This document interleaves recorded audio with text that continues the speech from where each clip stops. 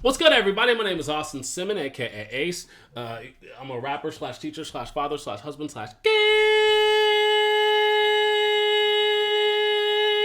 You already know what it is. You see the motherfucking, you see goddamn me in anime form, badass, tattoos, tatted up. You see goddamn Superman and Batman on the goddamn screen. You see Miles Morales falling upwards, nigga. He's falling upwards, nigga. You already know what it is. Dang. Fuck. And the Rams, just to offset the nerdiness just a little bit. I'm a nerd, but I'm not, hey, I'm about that cool shit sometimes. Hey, the Rams, you already know this. But anyways, so today we got the first episode of The Great Expanse, D&D, with my niggas. With my niggas. So, um, with that being said, I'm not gonna actually give any personal or people intros until next episode for narrative reasons. But with that being said, I'm gonna let the DM take it away from here. Oh God. Yeah, I'm not nervous or nothing. Fully prepared. All right, good to go. Well, we're gonna do a little bit of a prologue for our story today.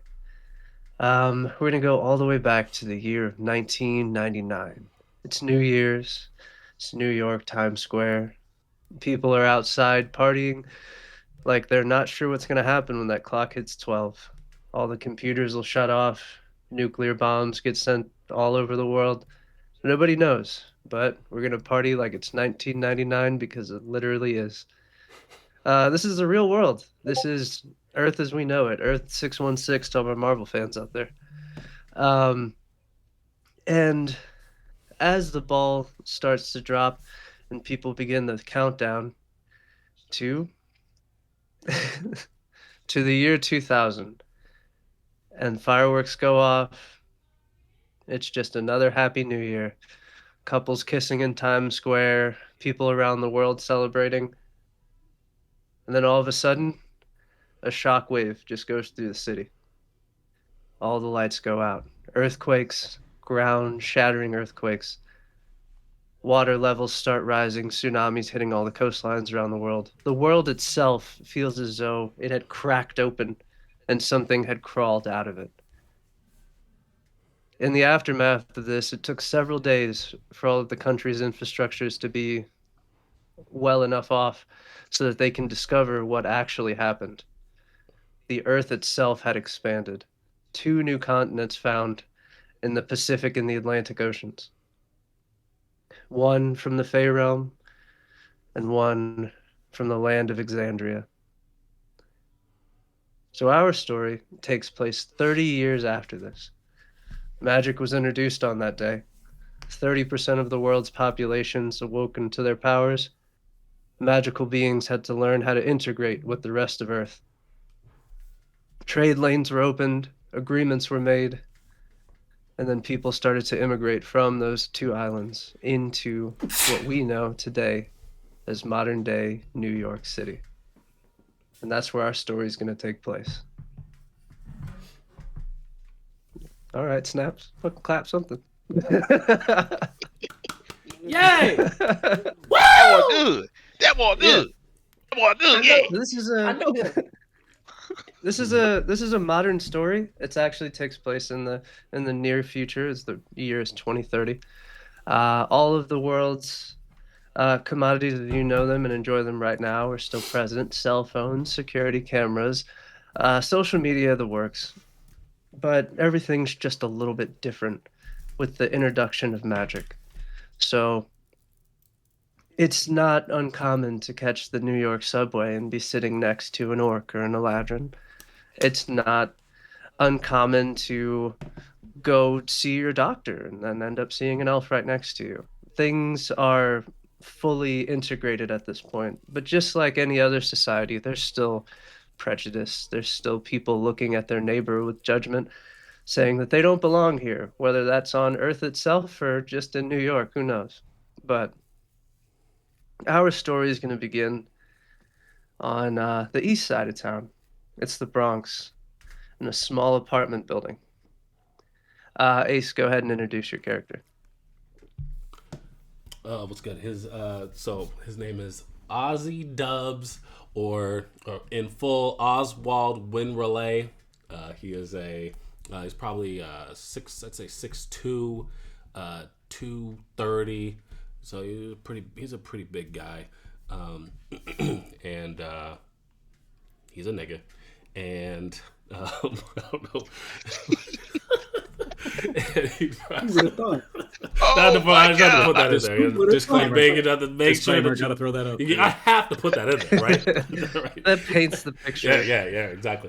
Yeah, like, oh, now I can see it. Yeah, now exactly. See, just trying to help you guys out. Right? Man.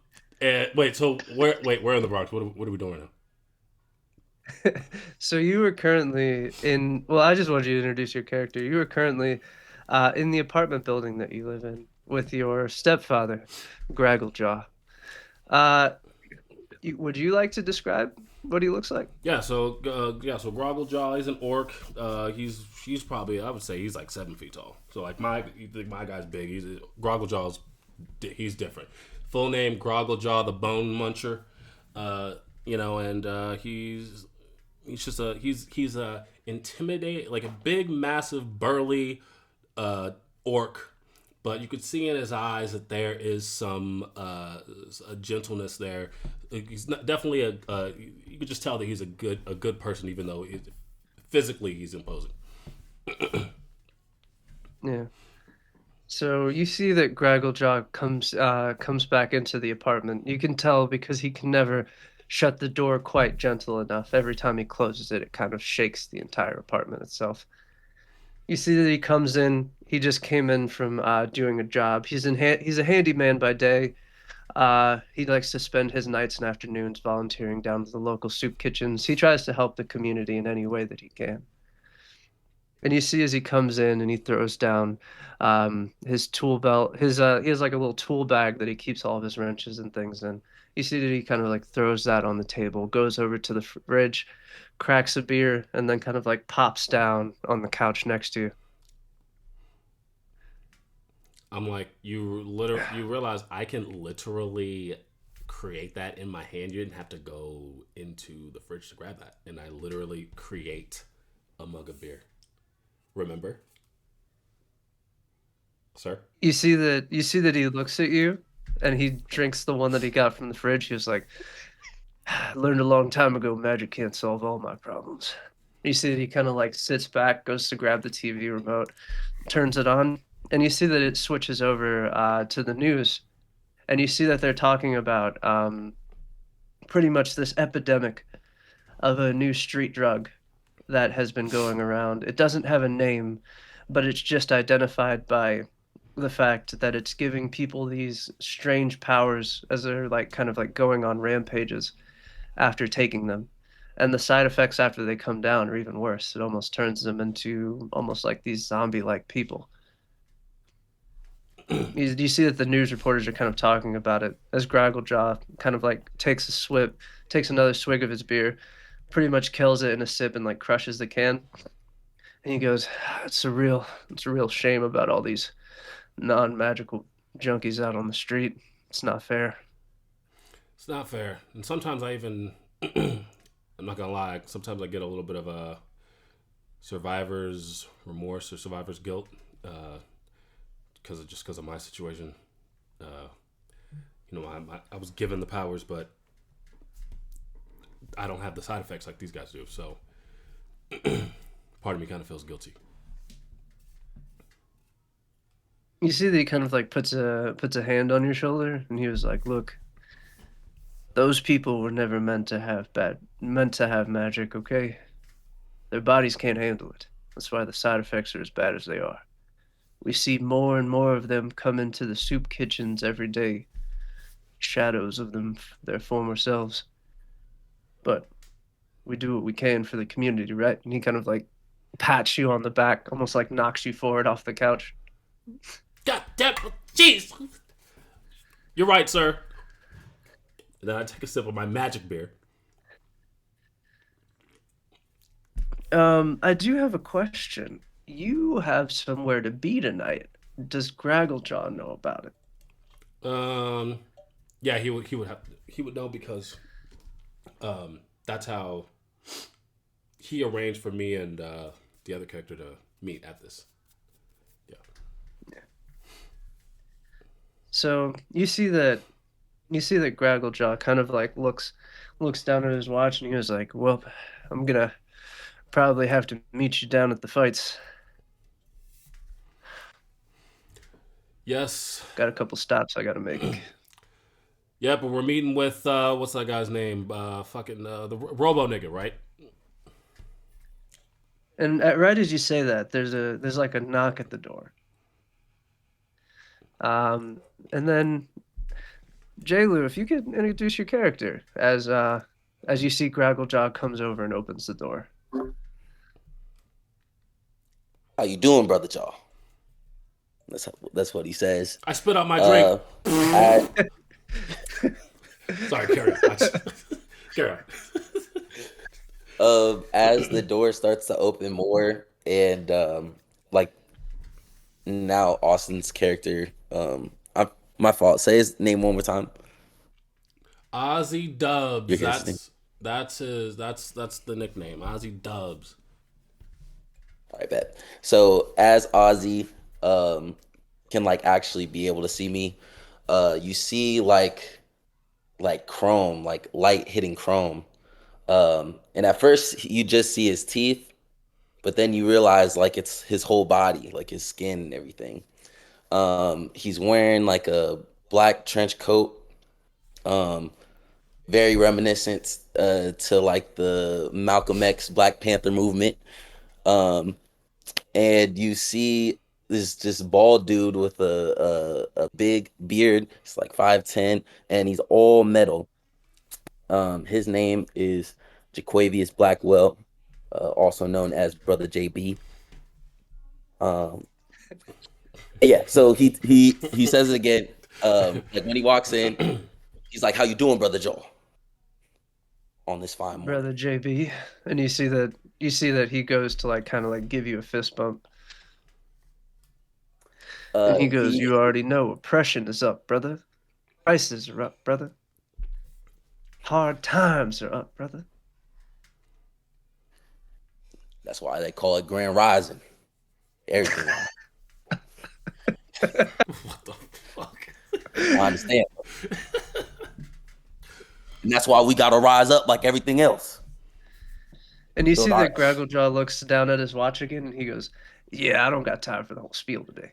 And you see that he kind of like you guys notice that normally by this time Gragglejaw is still kind of like doing his day job, going around doing handyman stuff. But as he's leaving out of the door, he doesn't take his tool bag with him.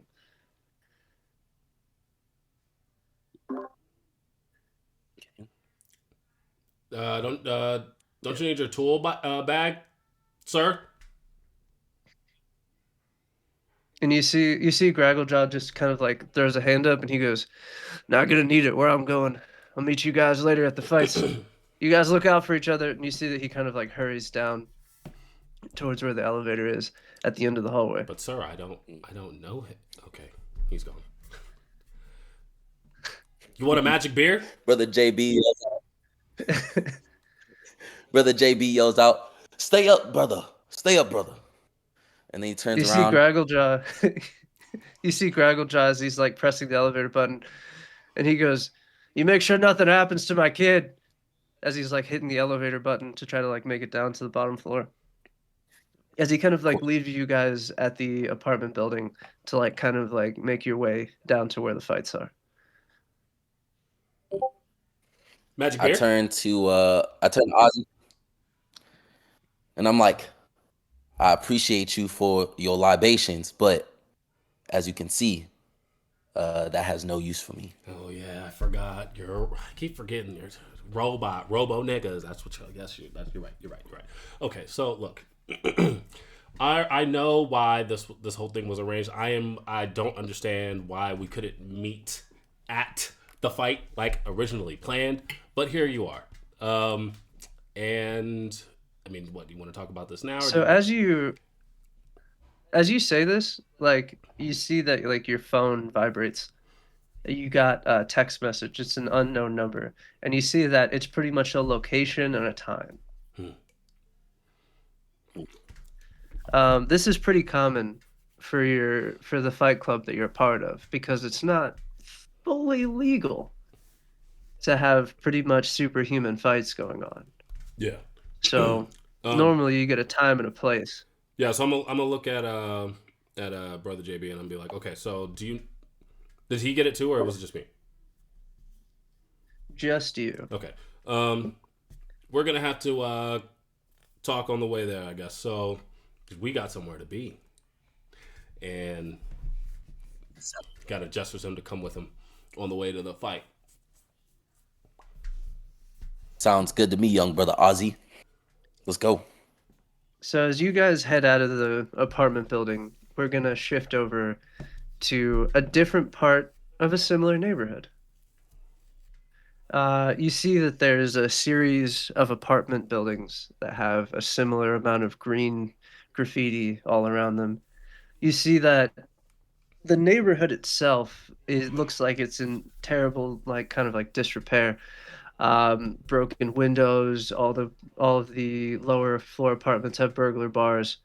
By all means, it looks like a pretty shit part of town, but it's strangely quiet, peaceful. Kids outside playing. Um, you see that some of the cars on the street, brand new 2030 versions of Mercedeses, maybe even a Ferrari. Um, it seems like it's the one haven in just a sea of bullshit, which would be the headquarters of the West Side Gun Gang. So we're gonna do it this way.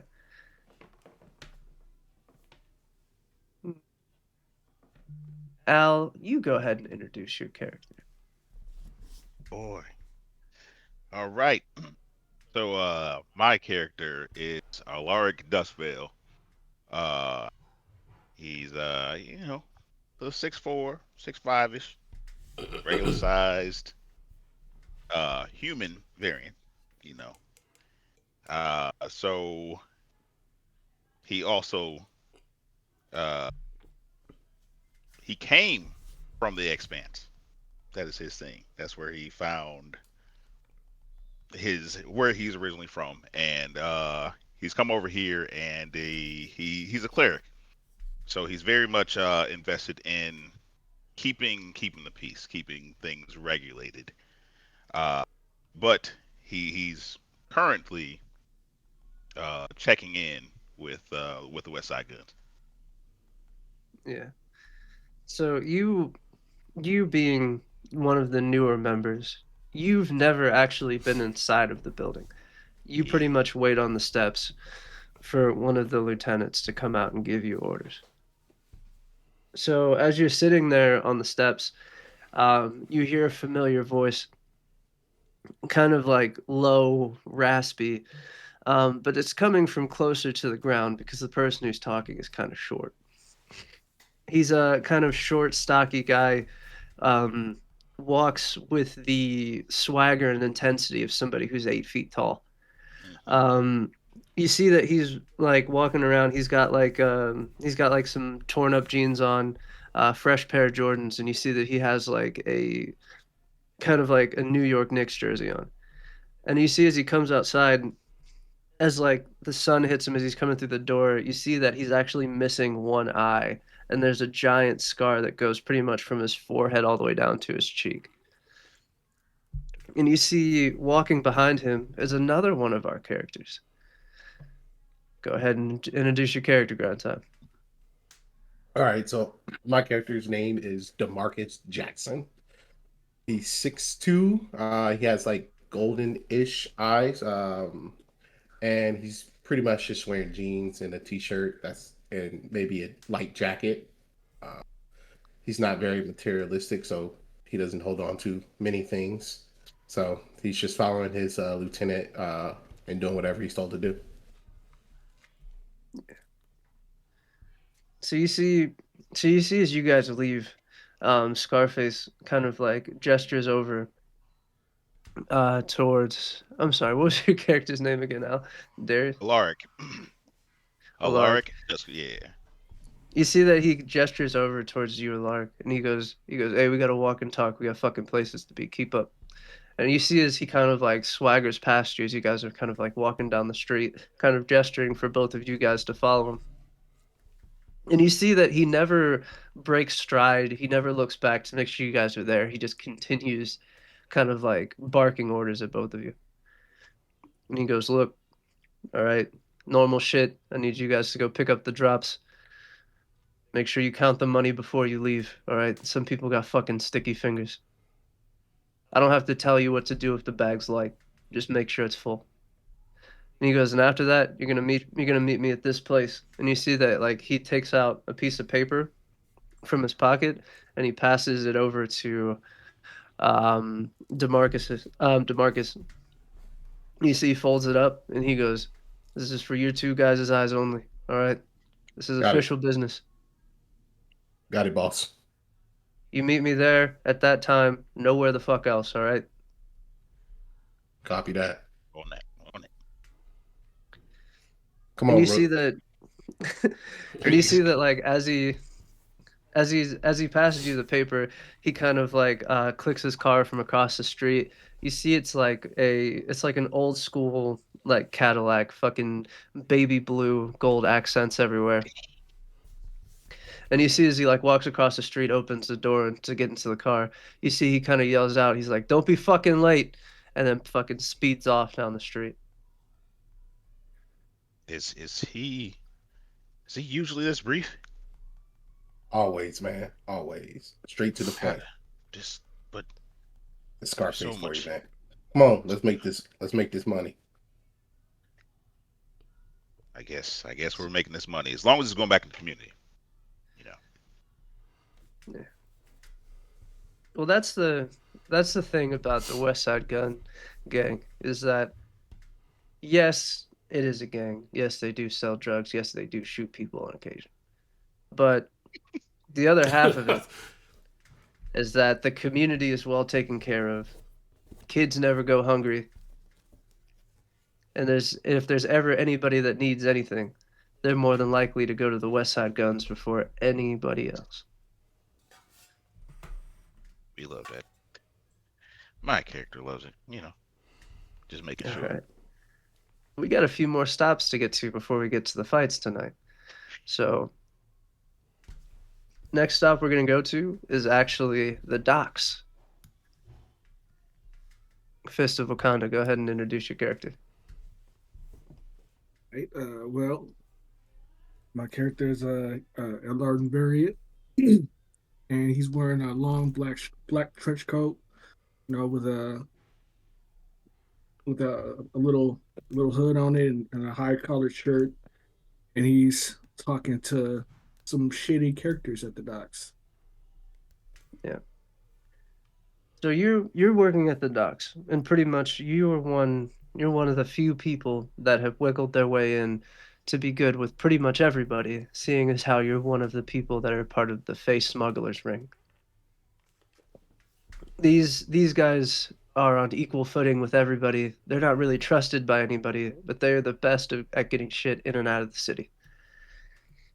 So you see that a group of guys in well-tailored black suits are kind of like walking up to you.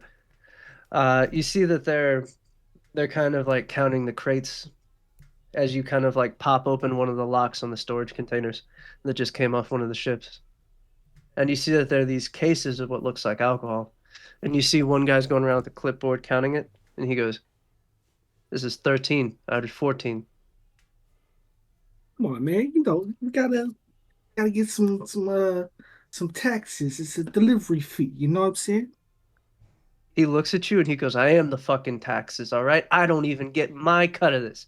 There's the exact amount that we need for the fucking party later. That's it." Hey, I just get it delivered here. I don't know nothing about what happened for that crate shut. And you see that he like looks over at you and he goes, "Whatever." You see that he kind of snaps his fingers and one of the guys goes over, pops open one of the crates with a crowbar, pulls out a bottle, It's an old Italian vintage. Blows the dust off of it and hands it to you, and he goes, "For your services." Pleasure doing business with you. And you see that as he goes to kind of like light a cigarette, he goes, "You got any plans later?" Mm, nah, not right now. Why? What's going on? Some shit going down? Well, I'm gonna need help moving all these crates to a little gathering that I'm gonna be having later. There's gonna be some important people, so maybe we could get you some more business. We can make some kind of arrangement. I'm always down to do business. Sure, I'll be there. What you need? He goes, "Well, it's kind of on the hush hush, so keep it to yourself, all right?" Yeah, yeah. You see that he kind of like pulls you in close, and he goes, "Look, all right, I give you a time and place. You show up at that time and place. Not a minute after, not a minute before." Now you know me. I'm always on time. Even if I'm late, I'm on time. Tell me where we going. I'll let you know when I know. And you see that he kind of like backs away from you, and you can see he kind of like pats down your shirt from where he kind of grabbed you. And you Hey see man, that he kind of like snaps his watch the finger threads. again. He snaps his finger again, and then two more guys come in and they start loading the crates into a truck. And you see that he like kind of like reaches into his pocket, grabs a money clip, takes a few bills out of it, and he goes, "All right, here's the payments. Make sure your bosses get them." And you see that he kind of like jumps into the back of the truck and pulls the grate down as they speed off. Thank you for shopping at well, thank you for shopping at my shop. As he kind of speeds off, you see that your phone, you get a buzz. It's an unknown number, and it's the same thing. It's a it's a time, a place, Yeah. location. Looks like I got something to do tonight. So we're gonna go. We're gonna join one of our last characters. You see that I don't think I could describe your character if I wanted to, Chance. You go ahead, Yeah. describe your character. Okay. So, Throst Hannifson is a fucking behemoth of a man. He is 6'7", 275 pounds. He wears a kind of like half caped like shalm that comes over his head and kind of comes down right to above the eyes. But that's it. It cuts off there, and then it's just bare chested. You can see like kind of the makes of like a leatherish looking pauldron that kind of comes over the right arm. It's this dark, deep black color, but it's faded from time into this dark smoke almost consistency. And his pants kind of match that, and there's a red trim. And he has the craziest eyes you've ever seen. It's like pools of liquid amber that seem to almost shift when you behold them.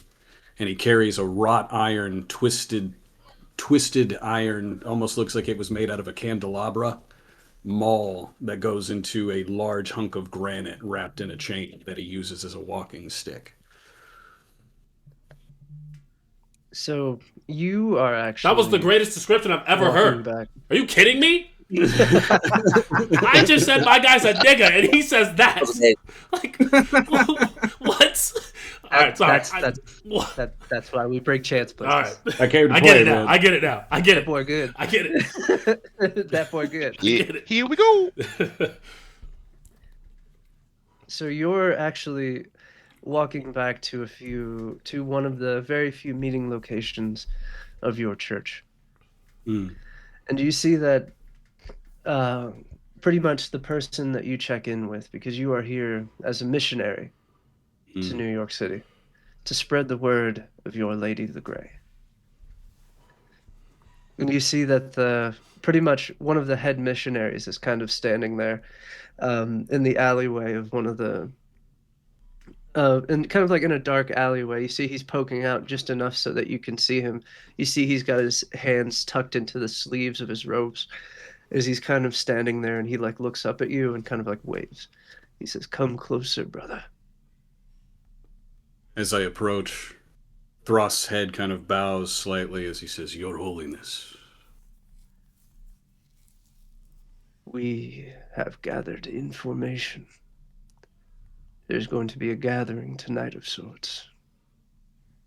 The winds are shifting. The city has a coldness to it. We need to be there. Our lady demands it. A coldness, different than the normal. Death is in the air, brother. And you see that as he kind of like reaches out to put a hand on your shoulder, you see that his fists are kind of like bloodied. Hmm. And you see that there's blood that comes down to like about his sleeve. And he goes, I have gathered all of the information that I can. I can give you only a time and a place. But this should be enough. The time and the place is all that I will require.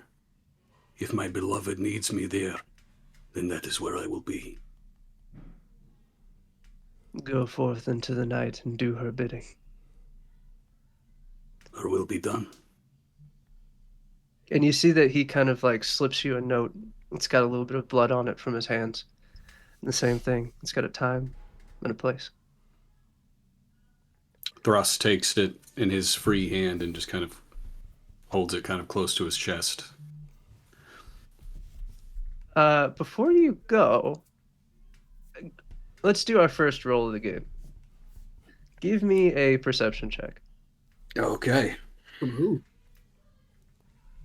From Russ. That is a total of 16.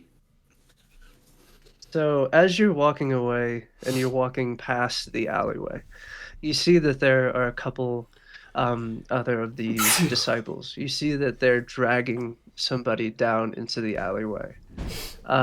With a 16, you notice that this person is wearing kind of this... It's almost like a Chinese-style suit. Tailored, no collar, white shirt, bloodied, covered in blood. And you see that they're dragging his like lifeless body, two of the disciples. And you see that they're like dragging him like kind of like off behind a dumpster to kind of like dispose of it. You can put two and two together of how he obtained this information. I see. Thrust will see that, and a kind of a smirk will threaten to spread its way across his face. And he says, "Thank you, my beloved, for such a willing sacrifice."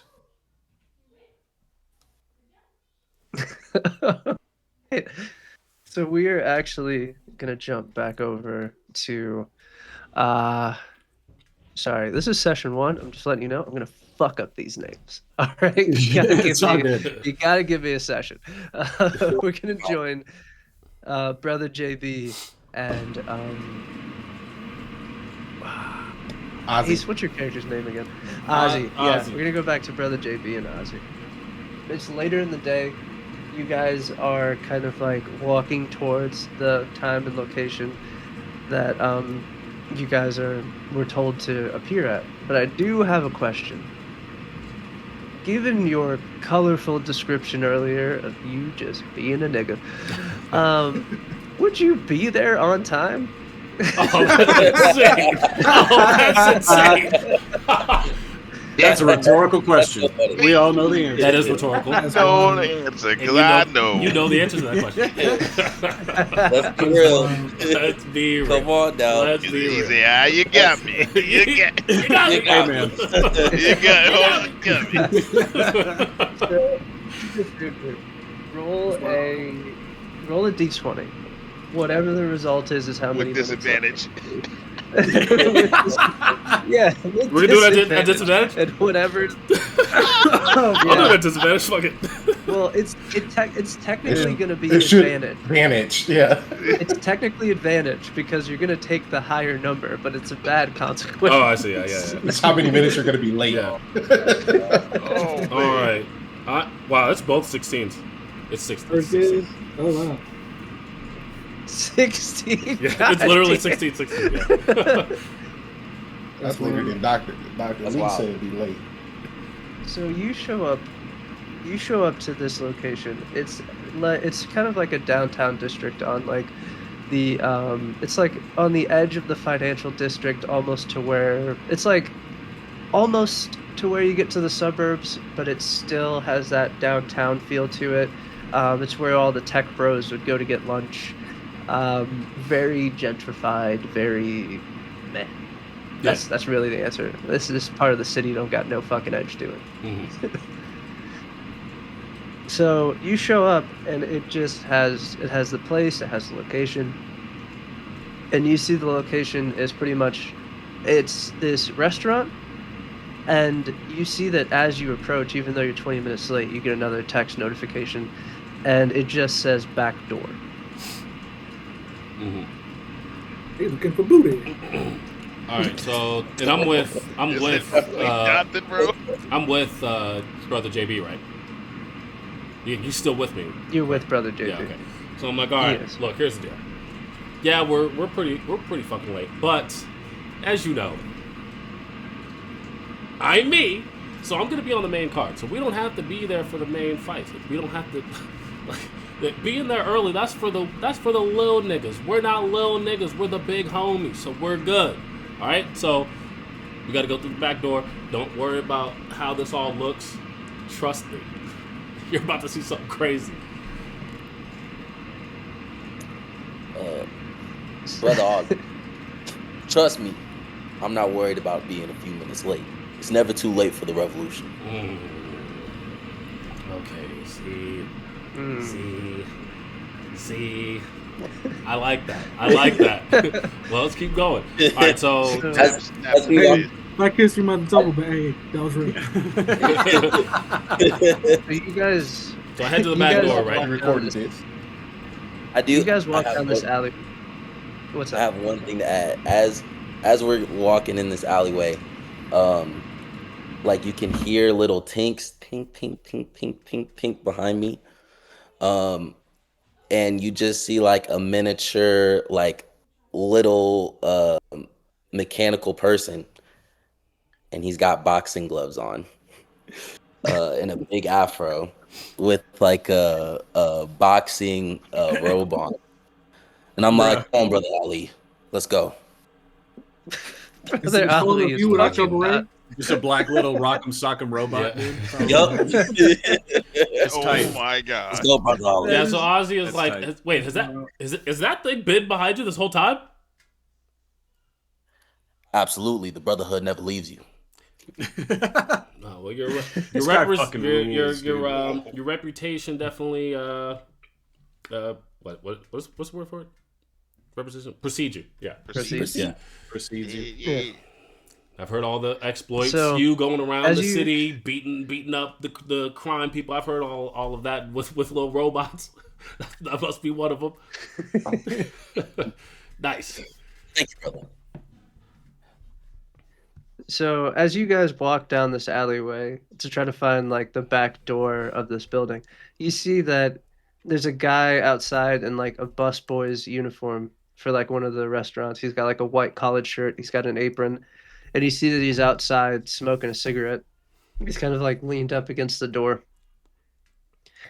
And you see that he looks over at you and he like takes a long drag of his cigarette and he goes, "You're late." Yep. Hey, just like I was telling brother Ozzy, it's never too late for the revolution. Hey, You see that he like kind of like flicks the cigarette ash in your direction and he goes, yeah, no, there is. You would have been any more late. The door doesn't open." look.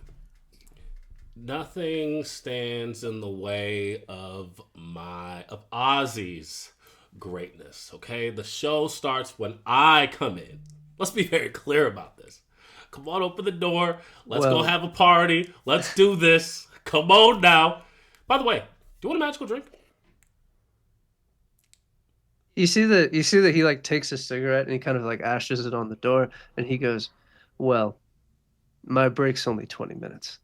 And if anybody could open the door, I wouldn't fucking be here." Okay? And he goes, "You know what? Why don't you try to open it?" Me? Yeah, it's so easy. If the party doesn't start till you get there, you open the door. All right. Well, Ozzy brushes himself off. He's like stretches because I mean he's aware of the what's on the other side. So he's like, all right, all right, let's do this.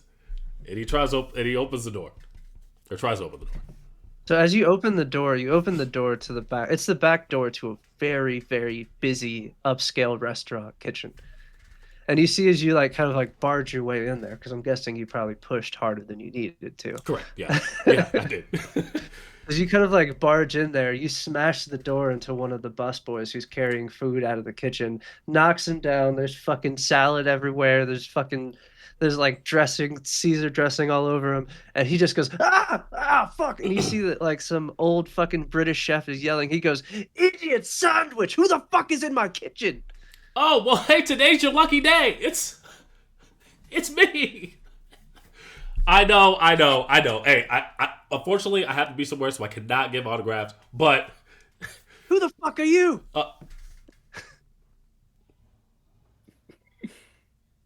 Well, see now. You just like back. Now Ozzy starts immediately kicking shut shit. He just starts punching air. God damn it! Fuck! Shit!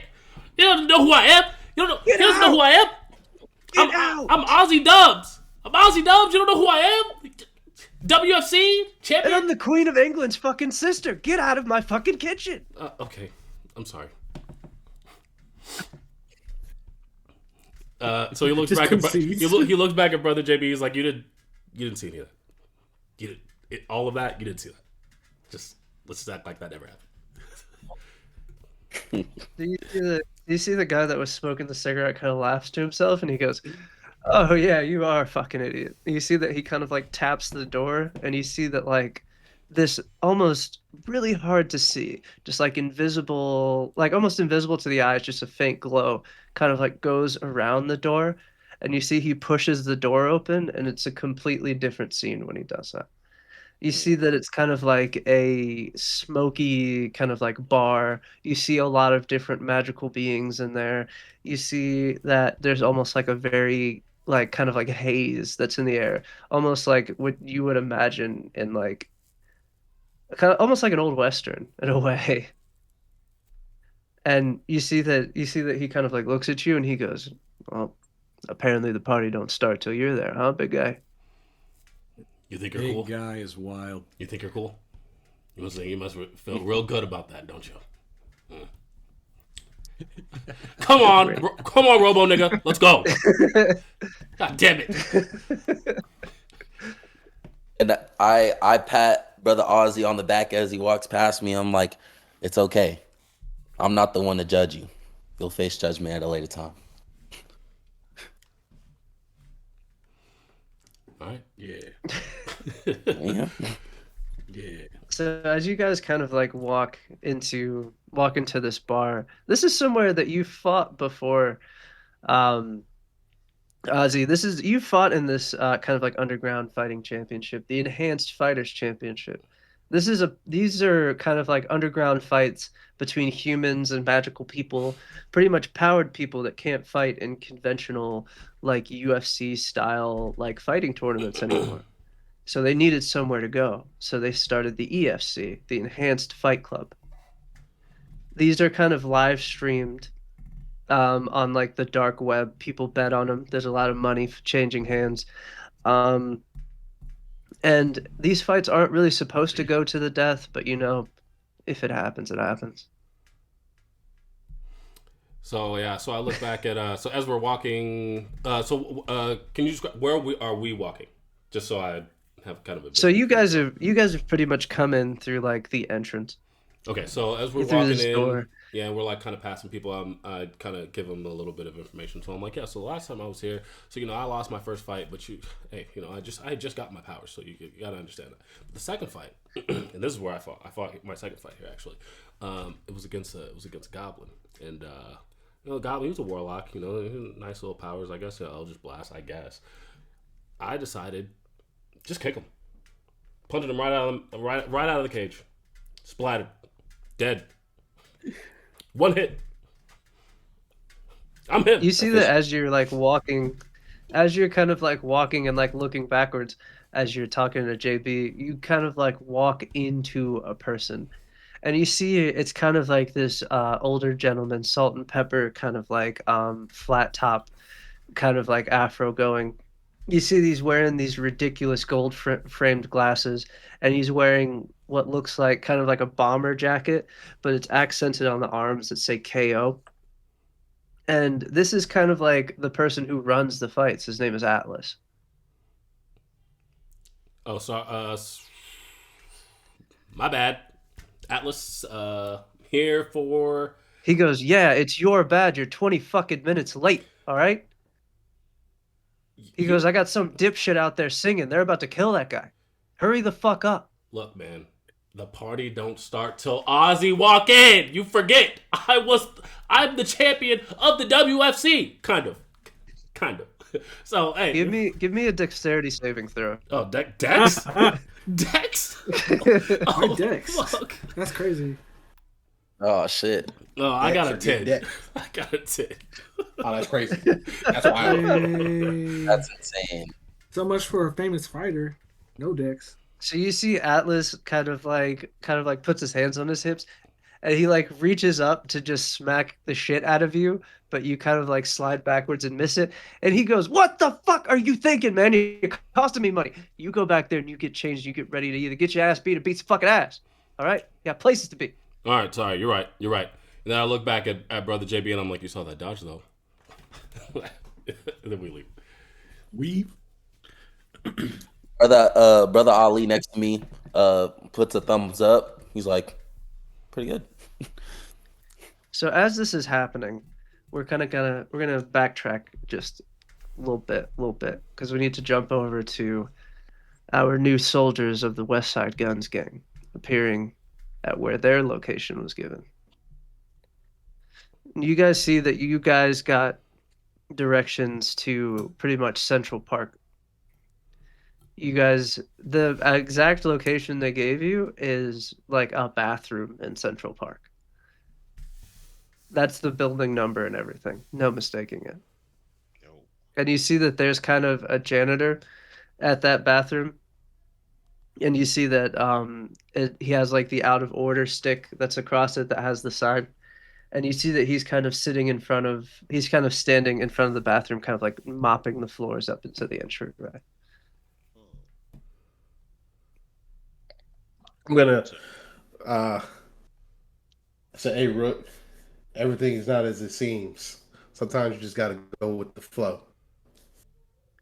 I'm gonna approach the janitor, and I'm gonna lightly knock on the frame of the door, and say, "Hey, we're supposed to be here." You see that he kind of like looks up at you, and you see that like his eyes have like this like strange kind of like golden glow to them as he's mopping, and he goes, "Oh yeah?"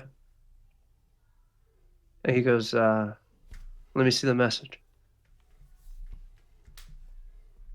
From Scarface himself, and he shows him the paper. Doesn't give it to him, but he shows it to him. He goes, "All right." You see that he kind of like jams the mop into like the little mop bucket carrier, and you see that he walks around to like the side entrance of where these public bathrooms are, because they have like this little, what looks like it's like a generator room for the bathrooms for all the lights and stuff like that. You see that when he grabs the handle, the entire door does the same thing. This faint glow goes around the door frame. And he sees he pulls it open. It's the entryway to this bar. Come on, Rook, let's go. All right, let's follow in your lead. So as you guys like kind of like enter the bar, you guys are kind of like greeted by Scarface because you guys showed up on time. The other people really didn't. So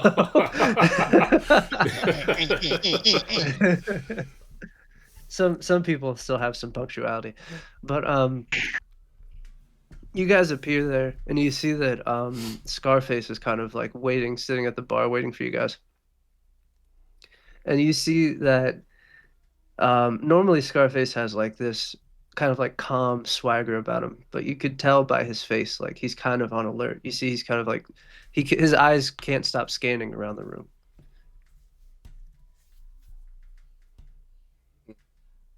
So we can see this. We can see this for sure. Like, yeah, we can see It's this. he's not attempting to hide it whatsoever. okay, Okay, so we're gonna sit. We're gonna sit in his view and just wave at him. Not right You see next that to him, he but in his view. you see he walks over towards you guys, and you see he sits down at the table, and he goes, "All right, look, you two, we're never here.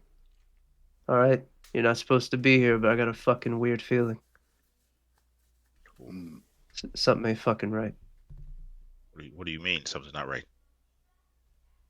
Let's just say, some very important movers and shakers are supposed to be coming to this event tonight for a meeting.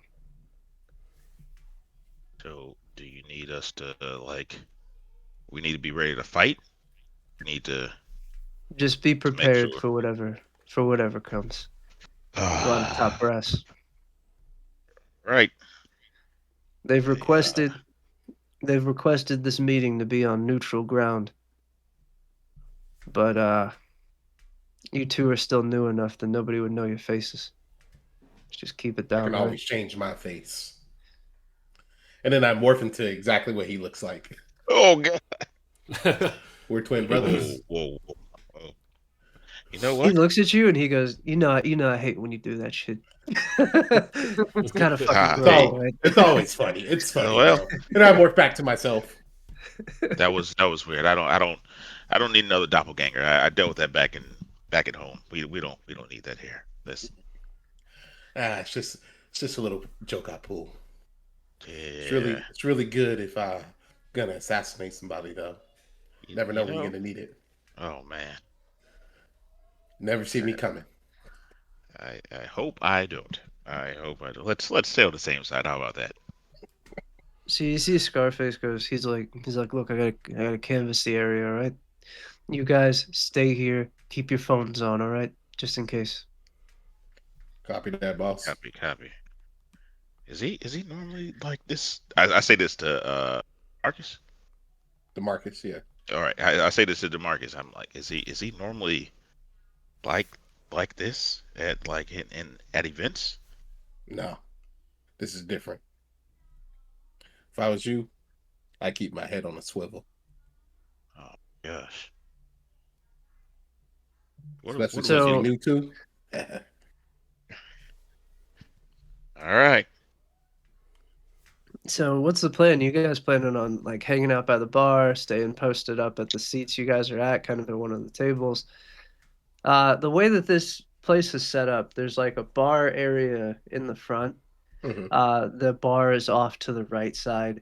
You see that there's like tables in the middle, and you see that over towards like the back of where the seating area is, you see they moved all the tables out and they put a bunch of sandbags to make like a ring Mhm. on the floor to where the fights are going to be. You see that on the other side of behind that, it's kind of like a road seating, so it comes up to like a riser where there would be more tables. But you see that they kind of rope that area off to be like a VIP section, and you see that there's another floor above that one that you'd have to kind of like take the stairs that are to the left of the entryway to get up to those. And those are kind of like that area is a little bit more obscure, a little bit more harder to see. I want to stay in general vicinity of the Scarface. I think that's the best choice. General vicinity of Scarface in case something pops off, because then we'll be He ready. did tell us to I keep will. our phones on, so I assume we're not supposed to wander too far, anyways, because we're not supposed to be here. So how about we make ourselves small, and then I shrink down a little bit, Oh my and god! then and then I don't. and then I go back to normal size. For what do And you then I look at realize? him and point. You get it? No, we should not be doing that. That's definitely going to draw attention. Somebody shrinking and blowing up and changing face. You know what? You know what? You stay over here. I'm gonna move a couple seats down and You do that. make sure I'm okay. Okay. Yeah. Don't draw too much attention. All right. I don't want to be caught. Not supposed to be Well, here. speaking Remember? of that, and so I changed my colors to a brown eye, so no one can tell that I'm a parfait. So I just look like a normal human now. So get that out the way before people ask me questions. A parfait. Parfait. Parfait is sound better. I like it. Yeah, parfait. Parfait. So So I'm yeah, gonna actually go. I'm gonna actually go get me a drink. I'm gonna look back at you, and I'm gonna say, you're gonna get whatever I give you. I'm sitting over in my seat still, just kind of like I don't I know order about drinks this. and take it back. So that's where we're at. So as you're Uh, taking the drinks back, and because you're over at the bar for a little bit because I got to make them. As you're walking back over to like bring the drinks back, you see a guy in a ridiculous bomber jacket go to smack the shit out of a really tall dude and kind of like miss and almost fall to the floor. ooh, Ooh, yeah, I'm gonna look at. Hey, you see that boy? He tried to I, smack that boy. ooh. Hey, but he dodged though. That dodge Yeah, he was on did. point. Hey, that dodge was kind of nice. He Hey, dodged that thing. I He looked bet you. I familiar bet though. you. Just a little bit.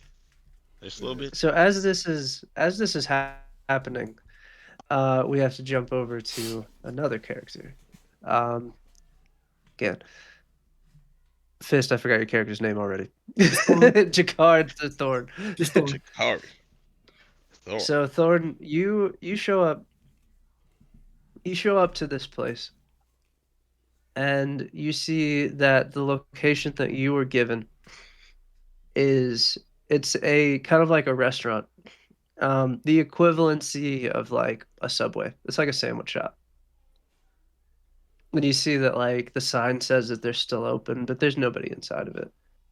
And as you approach this place, you actually approach at the same time as another one of our characters, Thorst. And as you like go to like grab the door, you see that he's reaching for it at the same time as you guys come almost like bump into each other. They're gonna touch hands.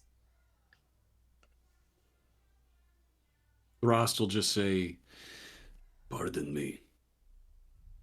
Yeah, no problem. You going where I'm going? Trying to get a sandwich? A little pastrami? A little salami, huh? I don't think so, no. Well, you a big motherfucker, ain't you? I've been told that once or twice in my life, yes. Well, go ahead and open the door. Okay. And I will. I'll open the door.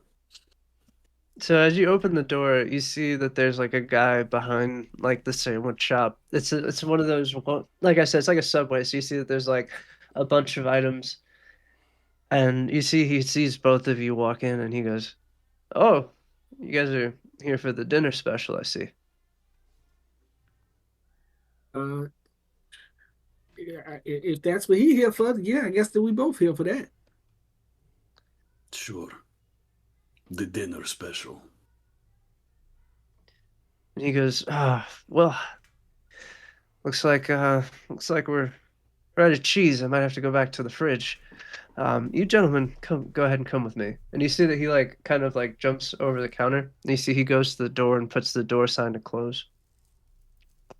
As he walks you back towards like where like the industrial size like freezer is.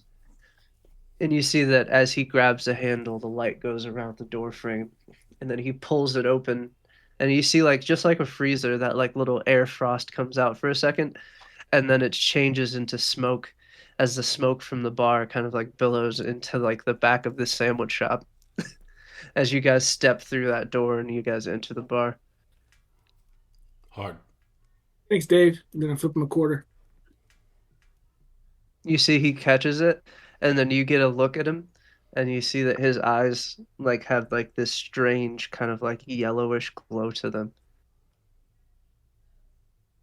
And he goes, I "No one ever tips the doorman." Oh, Go buy yourself a nice ice cream.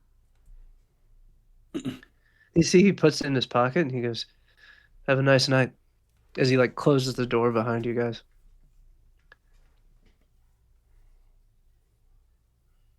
So layout of the bar, same thing. But when you guys walk in, you guys kind of walk in right at the aftermath of uh, Ace's character, like pretty much dodging a smack from the showrunner. So now you guys are pretty much there at the same time now. Everybody's in the same room. Okay. So as so we're gonna go back over to uh Akari. Akari, you as you kind of like are looking around and like canvassing the place, you see that Ozzy kind of like walks back to like the changing area to go get ready for his fight. Um, you notice that there is, I don't want to say a strange feeling in the air, but like, what's your passive perception?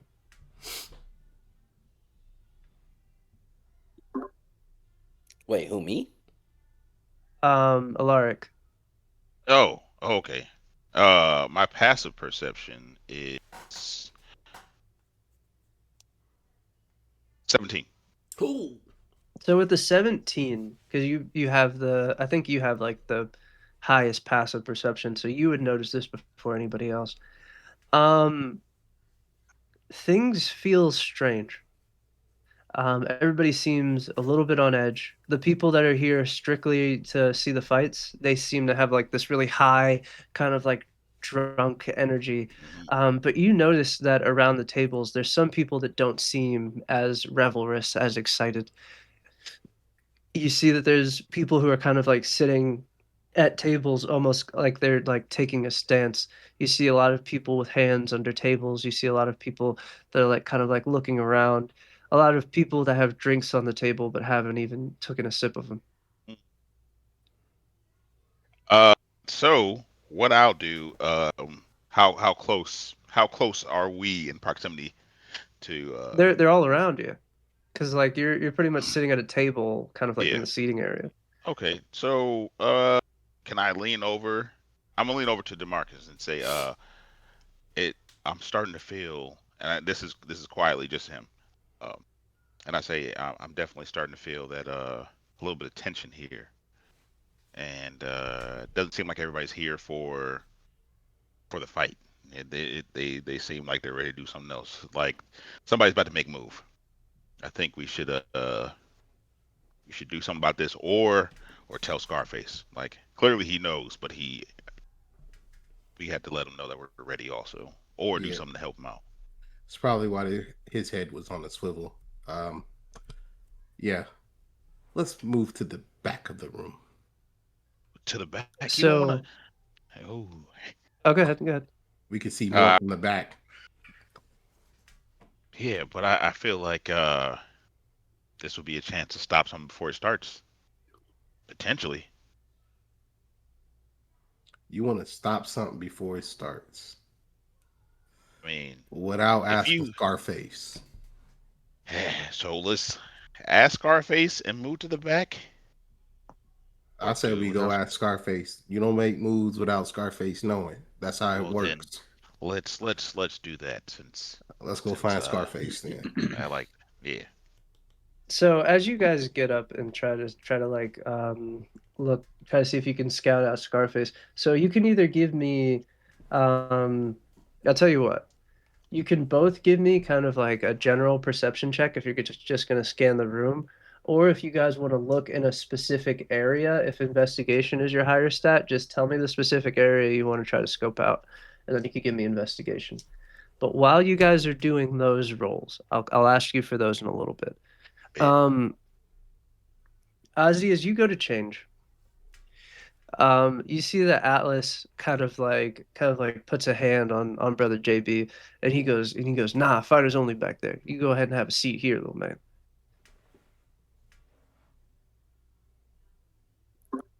Brother JB says, "Okay, young brother. Okay, get your hand off my trench coat." And he looks at you and he like kind of like straightens out his jacket. And he goes, "Mine's more expensive anyway. Fuck nigga." Kind of like that. He kind of like grabs the collar. Damn.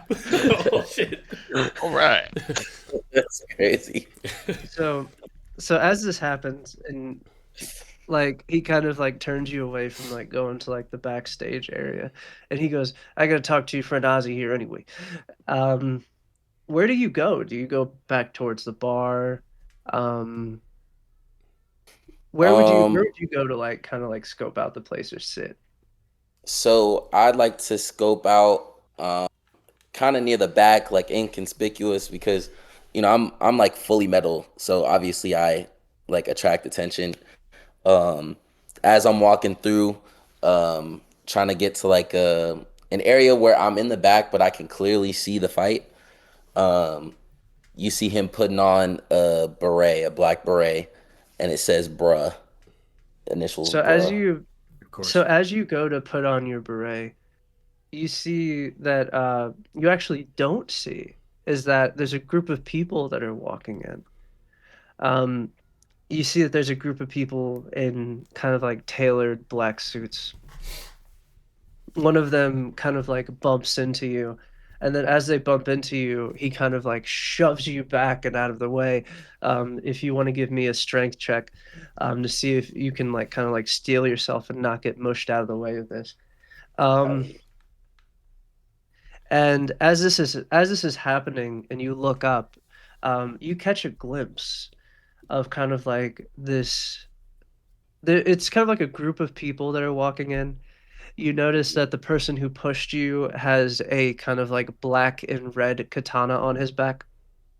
Mhm, He's in like a tailored suit with like a black tie, and you see that there's a pin on his like lapel that's kind of red, kind of sectioned off into different squares.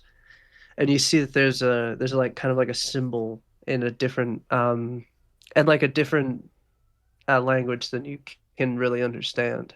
mhm. So my steel defender, as a reaction, can deflect attacks. I was I wouldn't wondering how does that work when they're shoving me? Like he's right by me. technically a shove is an attack, but if it's not, it's one of those It poses things where disadvantage. it's more of a narrative dressing than it is anything else. Okay, okay, If you want to say that your steel defender jumps in, maybe they can give you advantage towards this, but okay. it's more of like a narrative moment than it is an I attack. got you. I got you. Uh, it's fine. Well, it doesn't matter anyway. So I rolled 10. You rolled a 10. Yeah. So so hold on, this is gonna be a roll off here. Actually, wait. I have a -1. It's a 9. So he rolled. So just to be just to keep it honest, he did roll an 8, but he does get a +4.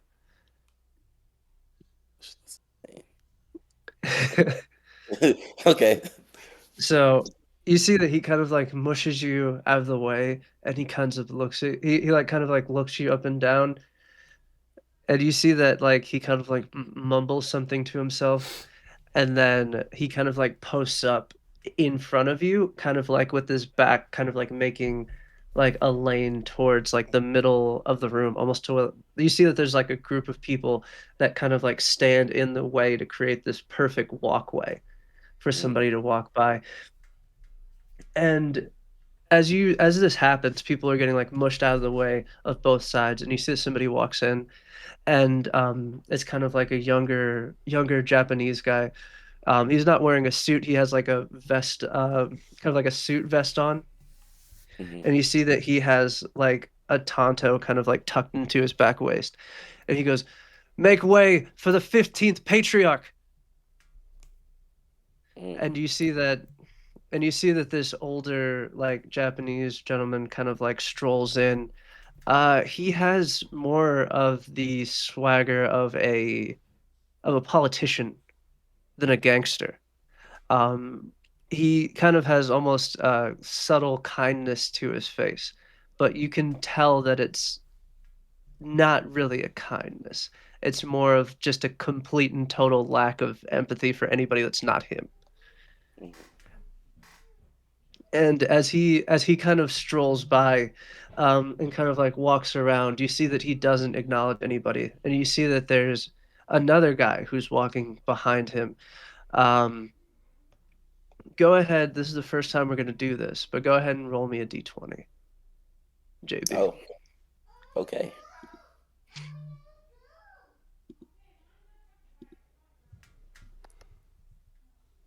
I rolled a 12.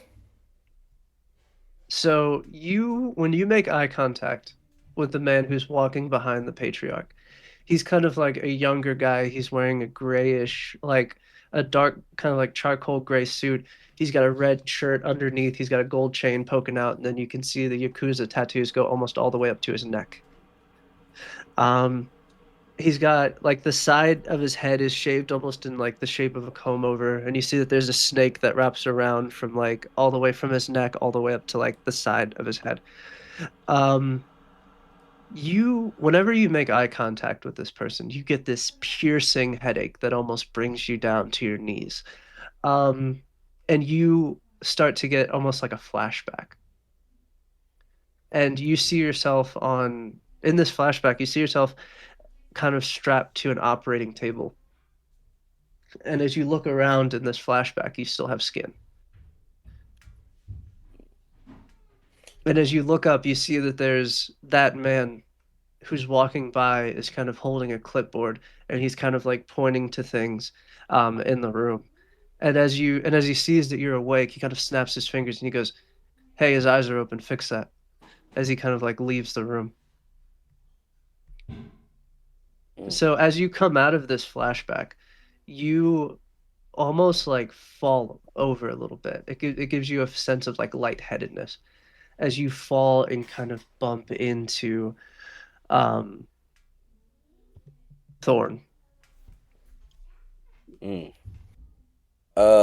So I fall back and I'm just like grabbing my head. Brother Ali next to me is like trying to hold on to the side of my trench coat, trying to keep me up. And I bumped into Thorn. You kind of fell into him as Okay. he's kind of like walking by. Okay, for sure. Brother Ali's gonna help me keep straight. I get up and I'm like, I'm sorry, brother. I don't know what got over me. Hey man, watch where you're going, you big cyborg tin can ass. So as you like kind of like catch him as he falls into you, and you look up, you also recognize the man that he made eye contact with. He goes by the name Azuma Sonoda. All right. I look over and I see this dude, and and when I do see him, all I do is I push this fool off me, and then I hustle out of the way, and I say and I kind of slip my accent a little bit, and I go, "Excuse me," and then I book it to the bathroom. So as that happens, Thorn, you're right next to both of these men. And there's a lot of weird shit happening. You don't really know them, but you kind of got roped into the situation just by proximity. Not Thorn. Thorst. My bad. Rust. Oh, he bumped into him. Thrust.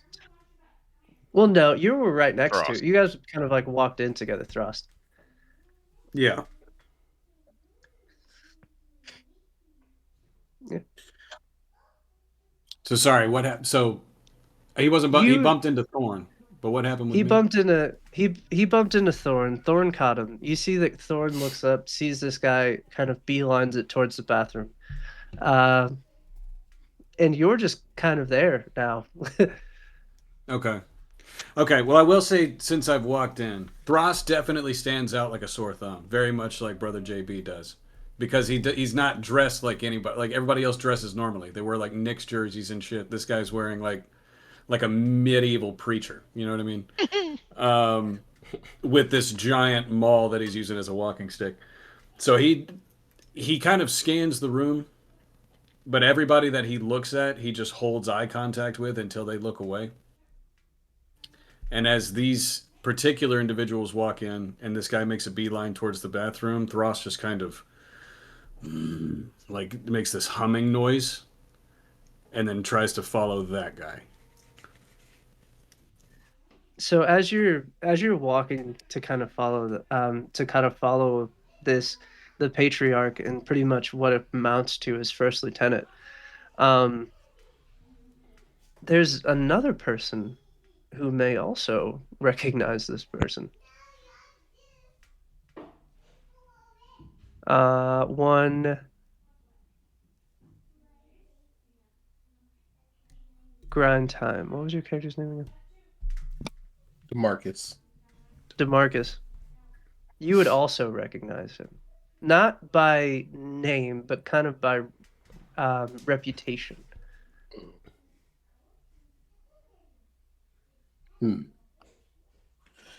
Lean over.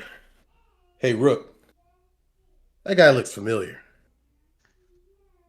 Familiar in what way? Did you copy his face too, or what are we doing?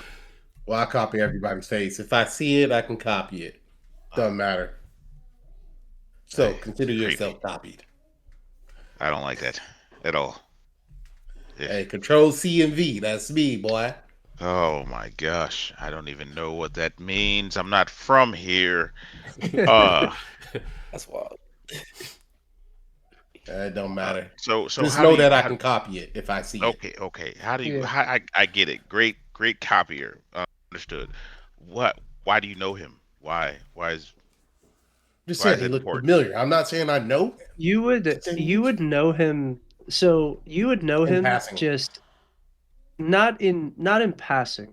It's the same way, like, if it's like you guys are in opposite sides of different armies. So you're familiar with just that's a very high ranking member of the Yakuza. Oh, okay. And I'm will. and you notice that that there's two very high ranking members of the Yakuza because they announced that the patriarch is here. So Hey, some shit is going down. That's the ops right there. Uh, So everyone with we their need to hands find under the table. Scarface. Yeah, now. yeah. We definitely do. Also, I used just regular perception for mine. I got a 19. Let me yep. use mine. So 14. with a 19, you see that Scarface is kind of like standing over by the wall, over by the stairs, which is where you see the patriarch and the first lieutenant of the Yakuza are walking towards like the stairs to get up to that kind of like third level to where that viewing area is, above like where the actual fight ring is. And you see as they're walking up that way, the rest of the soldiers kind of file in behind after the first lieutenant walks by to kind of like form a wall behind them, and it kind of like encloses as they walk by. This is all without words. It just happens. Ooh, I can see it. We need to get over to Scarface. He's right over there. We need to get there now before they block us off like they're doing the rest of this. We got to move. We're gonna get up and move pretty quickly to Scarface. Eh, Okay. So as you guys head over towards Scarface, you see that as you guys are like walking in that direction, you see that another group of people walk in through the door. These ones are kind of in like these kind of dark black kind of they're not really suits in the same way that the Yakuza suits are. It's almost like they're like in the form of like a Chinese suit, the collarless white shirts, kind of like baggy pants. You see that they have you see as they walk in, they're a lot less organized, but you see that the men kind of like all like kind of have one hand kind of like in their jackets in a way. Like you can tell that if anything moves wrong, they're ready to pull. And you see that as they kind of like walk through the building, they're kind of circling around a young woman. And you see that this woman like walks with a heavy sense of authority. She's got like she's a younger Asian woman. She's got like dyed like neon red hair. You see that she's wearing she's wearing like this all kind of like black suit. And as she's kind of like walking by, you see that her men kind of push you and everyone else kind of like out of the way. But they don't say anything. They don't announce their entrance the same way that the Yakuza did. Ooh. Yo, So who's are these we? new Are we? niggas? Is there like a not so lit place near Scarface? He's kind of towards like the front side of where the stairs are. So you just have to get to the other side of the bar and kind of like circle around, which you guys can do. It's just you were about to do that, and then another group came in and was just like, "Hey, fuck out the way. She's Back off. important." Got it. So yeah, without making waves, I want to try to make our way around the opposite way. Yeah. So as you guys do that, you guys almost head on collide in with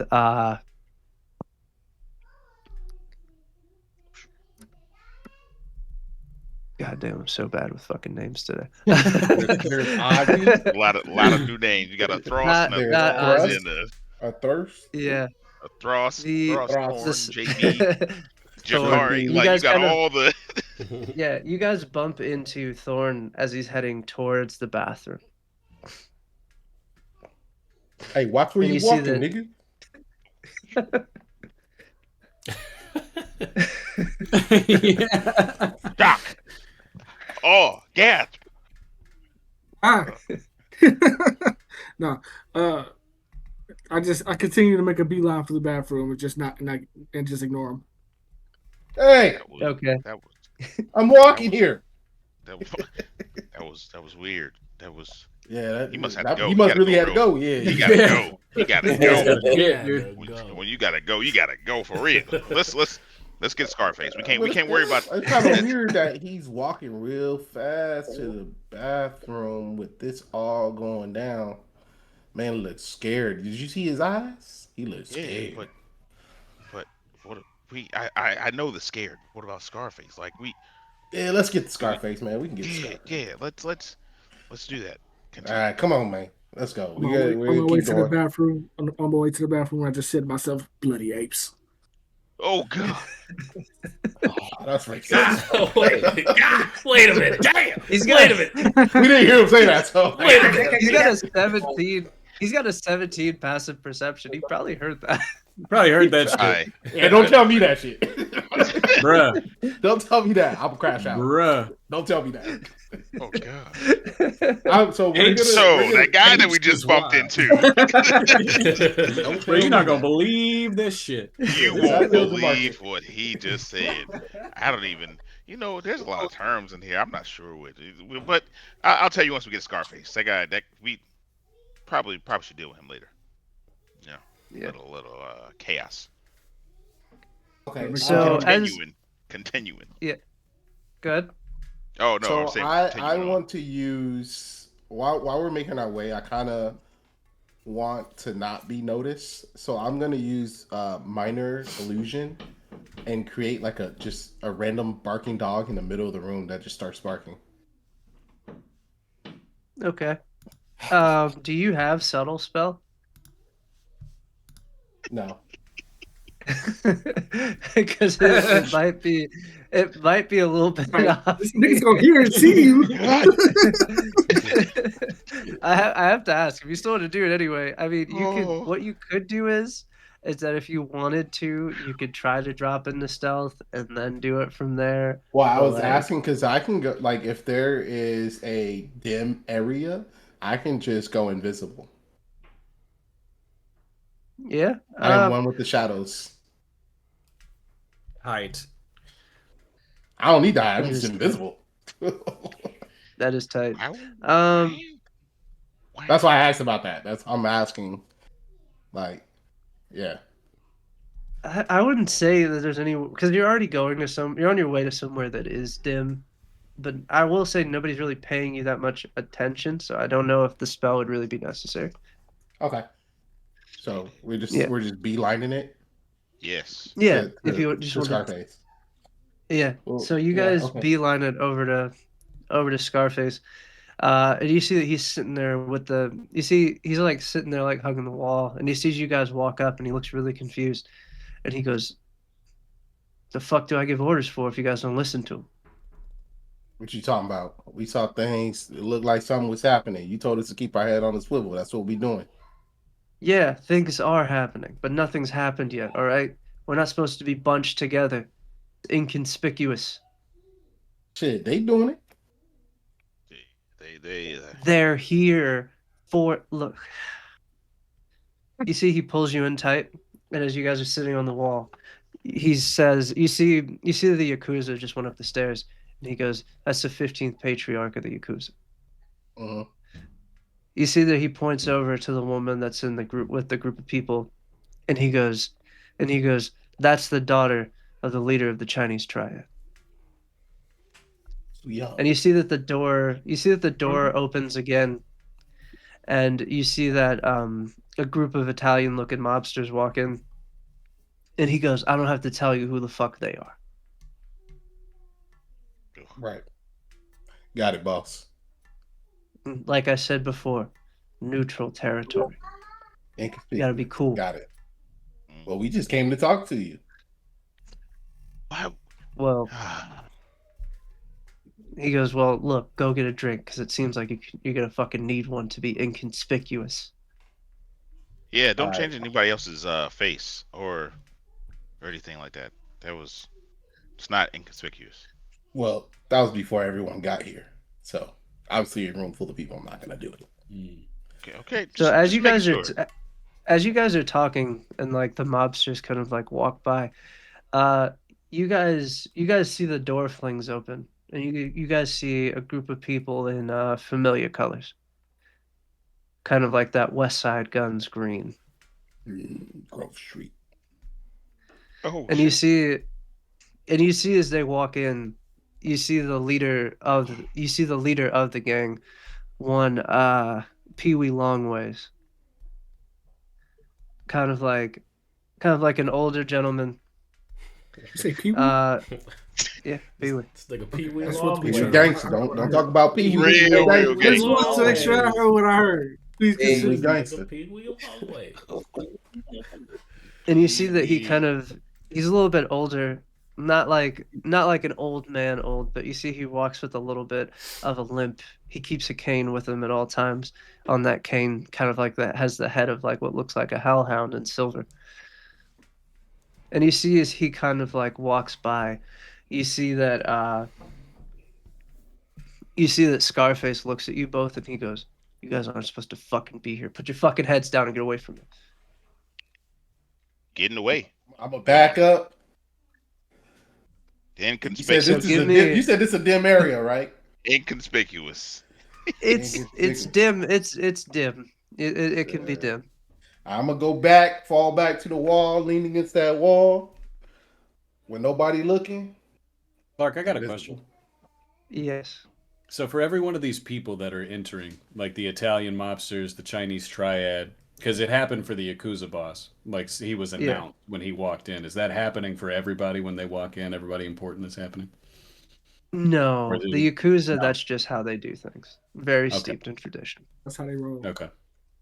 But everyone else, like, they're kind of clearing the way for their guy, but like Okay. not in the same dramatic fashion as the Yakuza. Okay.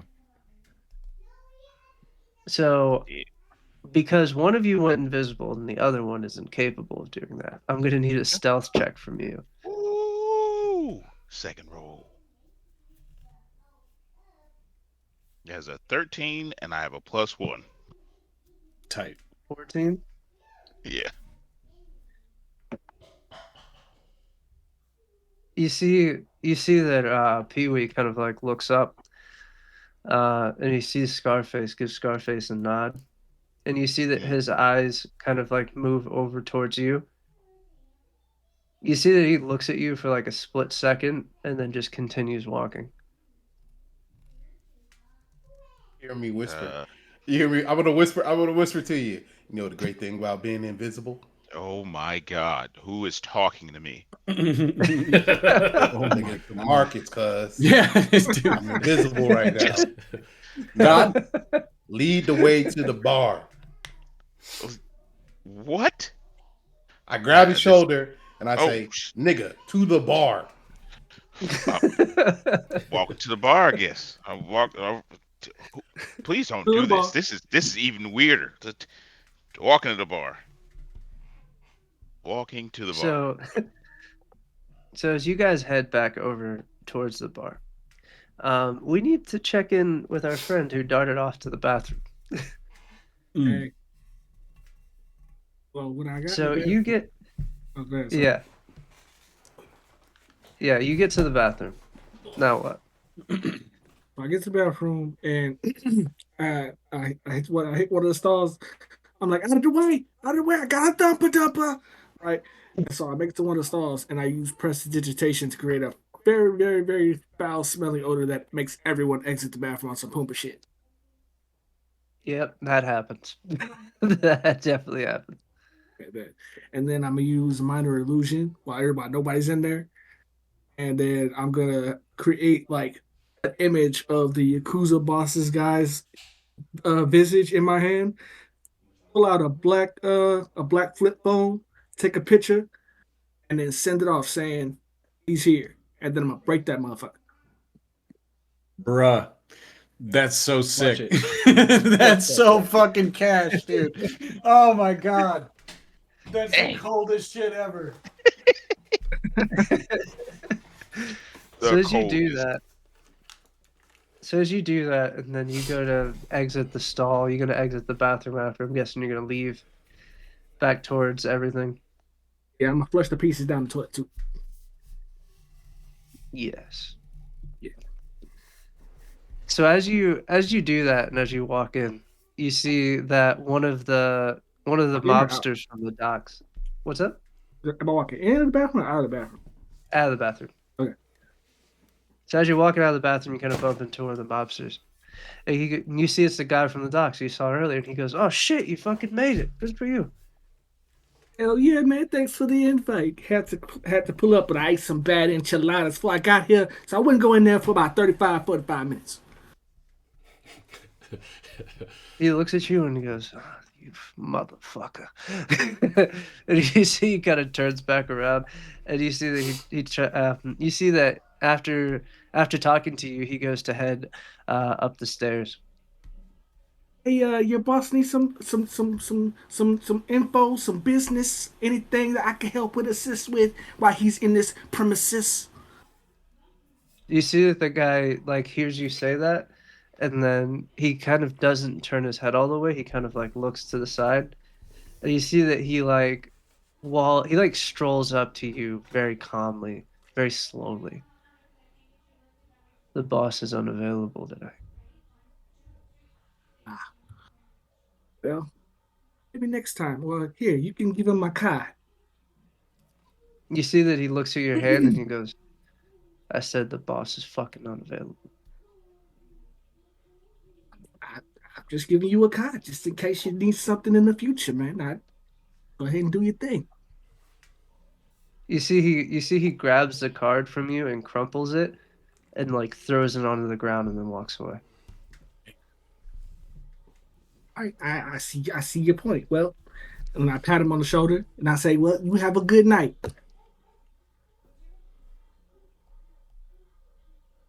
You see Salute. that like when you do that, there are a couple other guys waiting for him to like walk up the stairs all together, and they see you do that, and you see that he looks over at you and he goes, "You're just gonna openly fucking disrespect me." Man, I didn't mean no disrespect. It's just custom around here to just give you a nice, pat on the back. when you exited. You want me to bow instead, Mike? And he goes, "Why don't you pick up your business card and fuck off?" Hey, fucking off is one of the best things I do. So as you go to step back, he goes, "No, pick up the fucking business card off the ground and then fuck off." I use a oh damn, I don't even have mage hand. Never mind. All right, okay. Well, I use my foot on some soccer shit to lift it up back in my hand, and then it just uncrumples Give itself. me It still- performance. Give me performance. Hell yeah. Yeah, make him earn that shit. Make 'em earn. Make him earn that. All right. Because I'm watching this now, invisible. I'm invisible man. Like yo. because right now he's trying to punk you to save face. So like, Yeah, if you do Come some on, fly man. shit, it's gonna be like, damn, Okay, but damn, he's cool. I roll He it can be at like, he's 97. still this nigga messy. Ooh, 19? That's crazy. Hey, 19's good. He's a bard. His performance is his thing. 19 plus 9. What, plus 9? That's 21? 21? Oh, That's God, insane. He's good. Yeah, he's good. But like I he's good. said, I use my foot. Like I Yeah, said. no, he's good. He's good. That's what I was saying. As I was saying. Before I was rudely interrupted. Pull out the Messi real quick, bro. Messi Ronaldinho. so he looks at you and you see his eye twitches and he goes, "My fucking joke today, Thorn, is funny. My fucking joke to you." You see, he walks over towards you and he sticks a hand in his jacket. He goes, "I got something to fucking tell you, all right, bud?" And then you see that like he like kind of like pushes you back with one hand, and as he reaches into his jacket to try to pull something out. As this happens,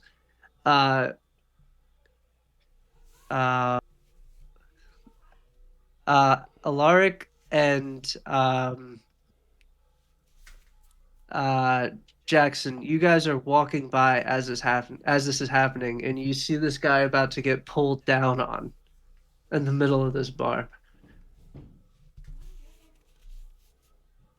Yeah. Can I go do niggas?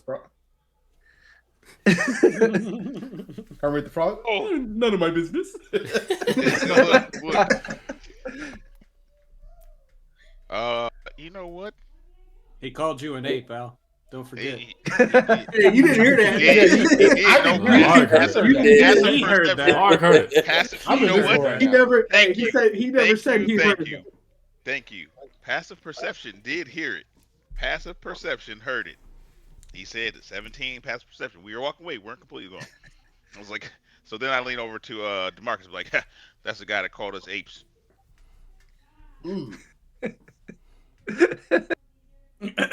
That's the guy. So since I'm invisible, This nigga.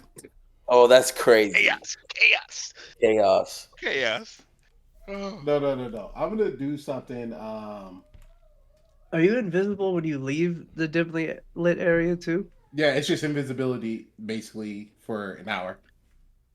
So anytime you go into the shadows, you drop into visibility for an hour. I can. I have the You ability can. to do so. Okay, above table. Is this a changeling thing or what the fuck is that? Yeah, it is. It's the It's mask of changing, shadow. for sure. Yeah, it's changing. Yeah. Okay. That's Because crazy. is this a once a day thing or is this like Long rest, short rest. long rest, short rest? Just so humor me. Hold on. It's got to be a long rest thing. Invisibility for an It- hour. It's Well, it's Gotta up be. to an hour. Yeah. up to an hour. So you can. So it's not like an on-off thing. It's you use it, you have it for up to an hour. But once you drop Well, yeah, it, I you can't don't. do I it don't again. have. So the way it works is I can use it. Hold on, I'm trying to read it right here. You gain the following benefits: make dexterity change, d4 ability checks, shape of shadow. You can use minor illusion. Yeah, it's just I can use it. Is it at will? What's it called? It's once per long rest. Yeah, once per long way. So it's long rest. Once. Okay. Okay. Ooh, I Without would say using the that's slot. OP, Without man. using the slot. Yeah. That's a nice. I still also have That's the a spell real- to use. Yeah. a real so- nice ability. Like that. Yeah. I am going to use minor illusion. to create like a fire. There it is. Oh. That's literally what you got to do. Yeah, I want to create a fire by this guy's foot. So he. Oh no. So niggas are gonna see you create a fire by this guy's foot. He's invisible. They're not gonna see me. They're just. Gonna He's see the fire invisible. happen. I'm invisible. He's invisible. So you can cast. while You'll you're drop invisible. You'll drop invisibility though, right? Yeah. Here Yeah, comes the the active- roll. You see what I'm Once I do saying? this, but no one's gonna be The looking at active- me. Yeah. No one's gonna be looking at me. Yeah, Once you're I right. cast it, I'm gonna drop invisibility. But they're gonna be looking at the fire. Yeah. This guy doing whatever he's doing. So I'm just gonna draw attention to this guy. So that's exactly what I'm gonna do. Bruh. I just want to throw it out there Okay. that I could have used suggestion to make him not pull a gun on me, but that's just me. I It's could. fine. It's fine. It's fine. I don't need to be invisible the whole He was time. not in danger at all. So he goes. Weird. So as he goes to, as he goes to like fucking, he's about to pull whatever is in his jacket. He looks down and sees the fire by his foot, and he goes, "What are you, some type of fucking trickster?" And pushes him way back, almost like towards where the bar is, back into Thorst again. You just seem to be a magnet for people today. Man. And then I just as I get pushed back, I feel I'm just like, hey, it's you again. Hello. Oh god.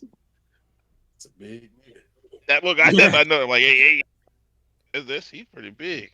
Man, I could turn into him and scare a bunch of people. Oh You my need to god, be- you're invisible. Horrible. Not Stop. anymore. They can see me now. You seem to Yeah. be popular amongst these types. Yeah, I get around. So Go ahead. at this point, Sorry, go ahead. JB, you've also come to at this point. Like you're not dazed anymore. You're kind of like at, like I'm guessing Thorst kind of like put you, kind of like towards the table when you almost fell over. Mm-hmm. I turn to Thorst, and I look up, and I'm like, "That's a tall glass of water right there. How you doing, sir? What's your name? I'm brother JB." I shake your hand, but he doesn't say anything. Hello. Or he'll just say hello. He doesn't give you his name. Yeah, because now you guys are all kind of congregated, except for Ozzy. I didn't forget about you. Woo! Okay. Well, I'm a look up. And I'll be like, secrecy. I respect it, brother. This I thought- this one of those Uncle Toms right here. No. What is? Please tell me what this What is Uncle this? Tom means. Well, have you ever seen This Django Unchained? Yeah, Samuel Jackson was that guy. No. I go and change his canon to this universe. Yeah. Django Unchained is yes, good. I remember the Django. I just got over here recently. You know, not everybody came over as soon as the big collision happened. Okay, I'm just trying to figure something. What do you mean by this, Uncle Tom? Just tell me, humor me. You need to watch the movie 8 Mile. I guess 8 Mile is now also canon. 8 Mile is also canon. 8 Mile's also canon. Yeah. Oh, No answers. Got it. Ask you for nothing. Receive nothing. Is Hey, it still Rook, possible? just be quiet and pay attention. Clearly. Is it still possible for me and brother Ali to post up somewhere? Well, you guys are kind of all in the same area. We're at That the guy bar at kind of this caught point. you. You guys are kind of already at the bar, kind of posted up. This is a very unlikely group of people. That unlikely group of strangers, one might say. A motley crew, if you will. If you will. Oh my Yeah. God. If you fucking will. But I If you- do have a question though, because DeMarcus, you did kind of save this man. Is there anything that you want to say to him, or just maybe vice Oh versa? yeah. I'm gonna say something. I'm gonna say something. Yeah. Saved. Oh wait, I want you to tell me that. Oh yeah, you did tell me. You did tell me that he called his apes earlier. Yeah. Usually I would crash I out. was going to address it also. Yeah. I'm gonna say it. And I'm I'm gonna. Well, you got to remember that apes coming from me, who's a fae, doesn't mean the same thing as apes coming from somebody who's human. I'm also Yeah. fake, but whatever. You did I'm gonna grab you. So, Yeah, exactly. But you wouldn't know that know what that is. because I look like a human. Yeah. Anyways, Well, then there you I'm go. gonna grab your shoulder, and I say, "Saved by the apes today, huh?" Ooh. Fuck. Look. I give him a nudge for that one. Nudge. Do I- All right. Do I Hold on, hear this? So you mean so you saved me, huh? You want a banana? Is that what you're saying? No, I'm saying I want to take the banana and shove it down your throat. I do not believe. Get a load of this guy. I do not believe that offense was meant by this word. Apes are powerful creatures, and they stick together. They have family.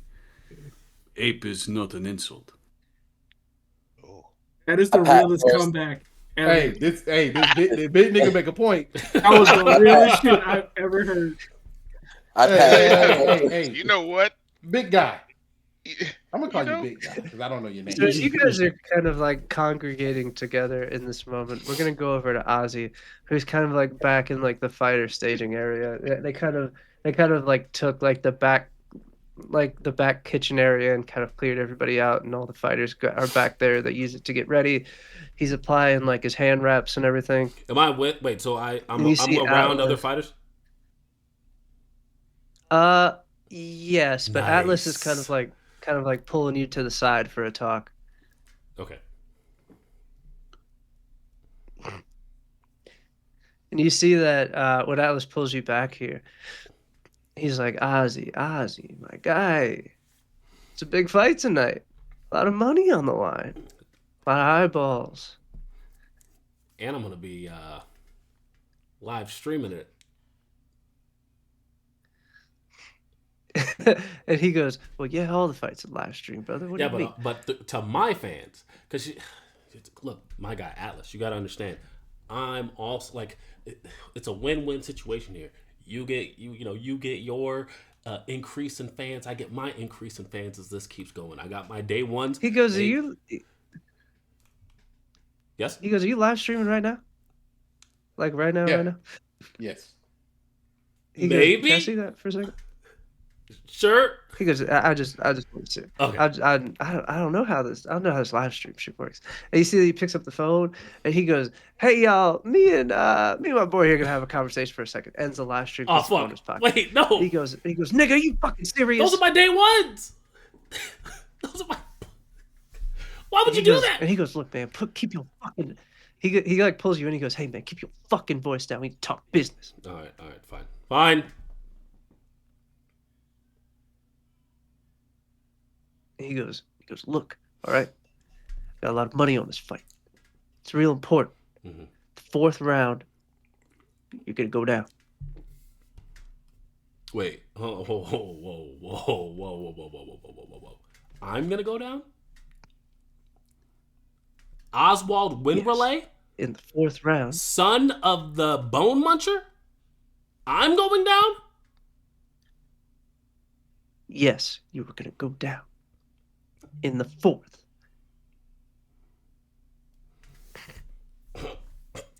And he starts like holding in a laugh. Me? Look, that's not happening. He looks at you and you see that his eyes begin to glow a little bit and he goes, you can go down, but we can put you the fuck down. But you going down in the fucking fourth. Ozzy kind of pauses, kind of thinks to himself, backs away, looks around to the other fight because there's other fighters, right? Yeah, but you guys are kind of off in one of the Yeah. corners. Yeah. He kind of like pulled you aside so like nobody could hear it. Yeah, I just look at the other fighters and I'm like, I nod to him, but then look off to the screen to as if there's a camera looking at me, the fourth wall, if you will. And that's it. You see that he kind of like straightens his jacket, and at this point, like you don't know Atlas that well. But you didn't even know that he had magical abilities, period. So when the eyes flash at you, it's a little bit weird. Give me investigation. Oh, well, since my guy is a dummy, this is, I already know this isn't going to be very high, but let's do this. Investigation. Oh, hey, I'll take a 13. I'll take a 13. With a 13, that turns into 15? No, it's a -1. It was a 14. It's -1. Yeah. It was Okay. a 14. It's a 13. So with a 13, you get some information, but you don't get the full picture. Yeah. When he pulled you in close, you got a scent from him. It almost smelled like burnt sandalwood and a very, very dark, wide smell.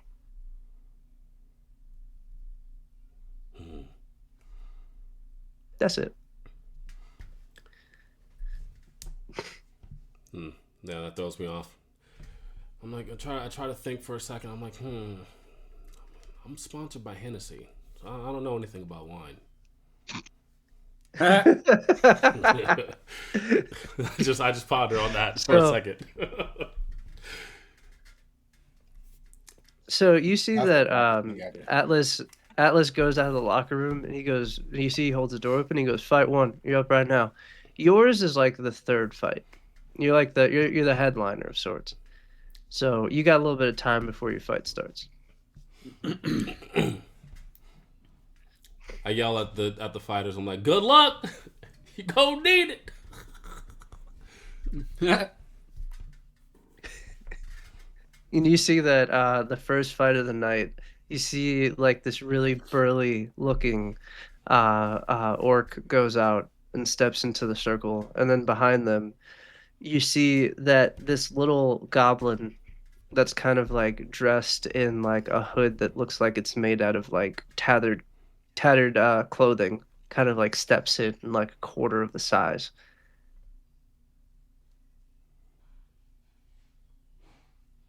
And you like they step into the ring. Atlas goes out. He starts announcing. What are you going to go meet up with the rest of everybody else until your fight starts, or what are you going to do, Ozzy? Oh, can that goblin be the goblin that I explained that I beat in the last fight? Because I think that'd be pretty funny. Oh, not this one. Okay, not this one. Okay, never mind. No. Okay. Yeah, I'll try to go find brother JB since I'm chilling. Yeah, so you see him at the bar with all of these weird, interesting looking people that don't really match.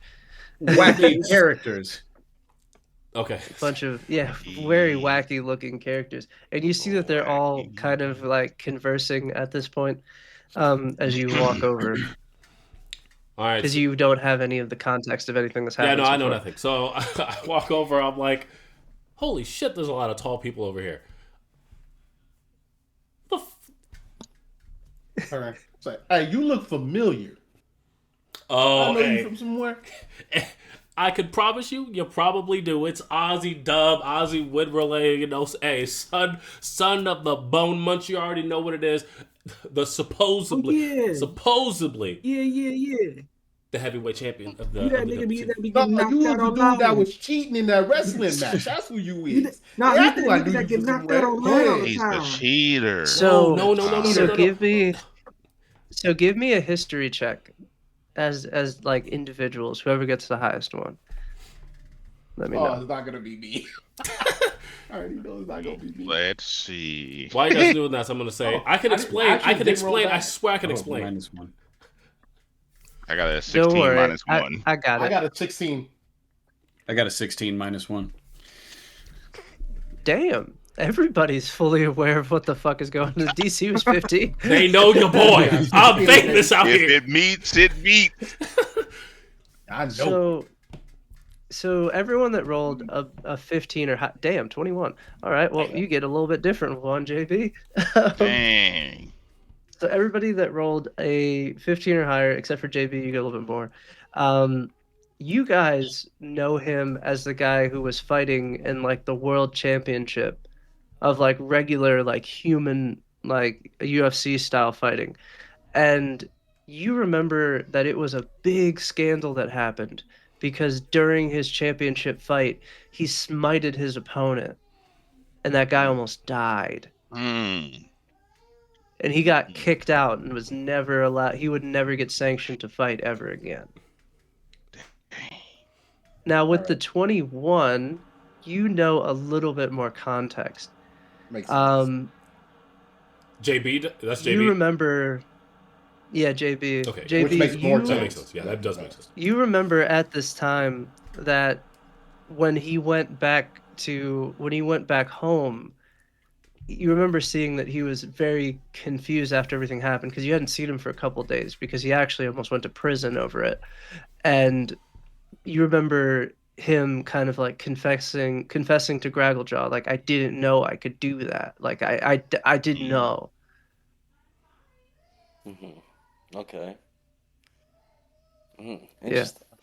Okay. So okay, Throst, so Throst will see him and say, like, oh, I know you. You were the one that used Divine Fury in a normal match. You nearly killed your opponent.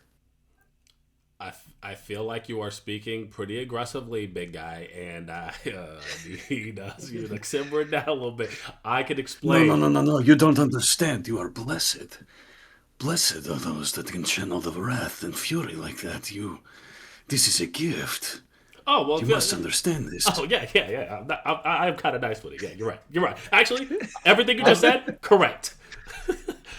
I'm gonna point at him and I'm gonna say, "Smite man, yeah, that's you." Look, I didn't know that I could do that at the time. Yeah, smite left, smite right. You smite all night. We know. We got it. Throst will get Wow. Throst will get really close to Ozzy, and it's almost a whisper, and he'll say, "Do you hear her as well?" Okay. No.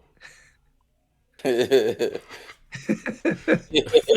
gonna leave. Hey, You what see they his saying, cuz? you see his like hand is kind of out expectantly, and then just kind of like slowly closes to a fist, and he just, oh, I'm sorry to disappoint you. I will say this. Eventually, I sometimes have dreams where it's just me in like this like black water and just kind of smoke everywhere, right? And I just hear these oaths.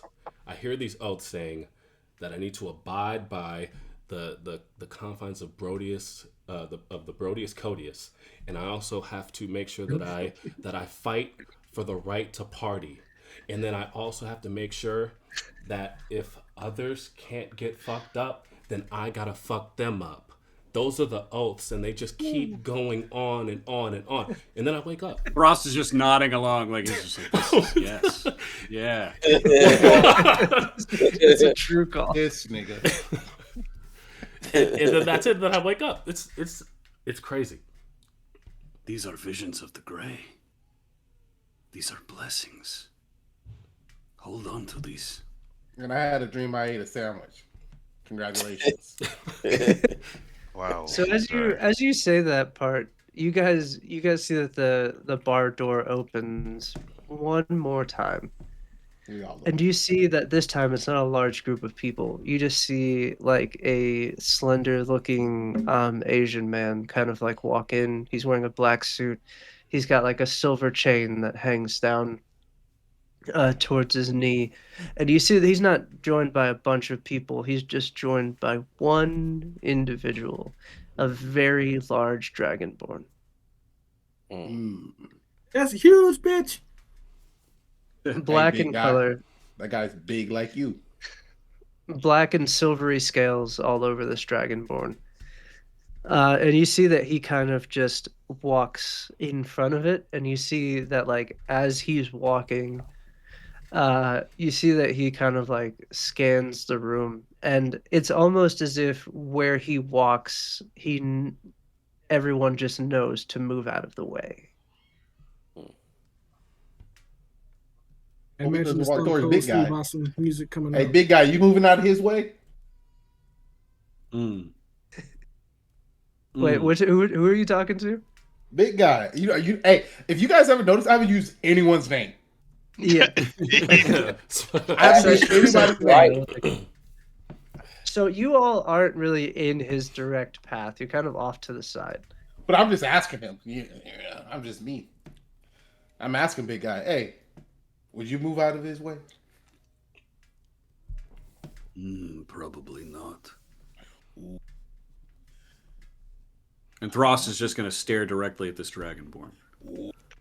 I see it as fear. You see I like that big guy. he's like a very large, like hulking dragonborn. You see that he's not like wearing a shirt. He just has kind of like pants, and he has like a combat belt across his chest that is like full of knives. And you see that he has like a giant battle axe on his back. Hey, Ozzy, what if you're fighting that guy?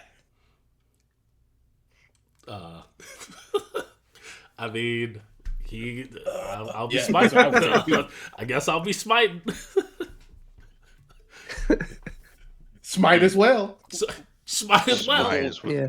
Might as well. But you see that they stroll past you and then go upstairs. And you see as he goes upstairs, you see that the dragonborn just kind of waits at the bottom of the stairs and kind of like covers the stairway, so nobody else can go up. I wonder what's going down in there.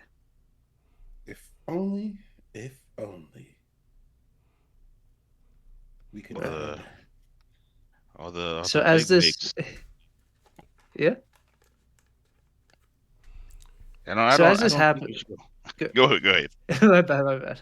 I was just gonna say, as they go upstairs, you see that Atlas notices that the last one goes up the stairs, and he goes, "All right, it's time for round one. Get your bets in. Get your bets in. It is David versus Goliath, and this one in the red corner."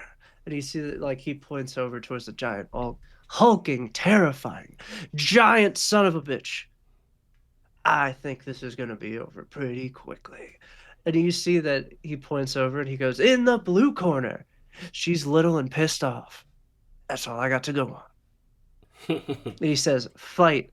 And as soon as he says fight, you see that the goblin kind of like throws both hands down. And you see that a bunch of bugs come out of her sleeves. And they kind of like launch her up towards the orc as she like jumps and like grabs its face. And she just starts clawing at it, just fucking... And he just starts panicking, falls over, and she just doesn't stop.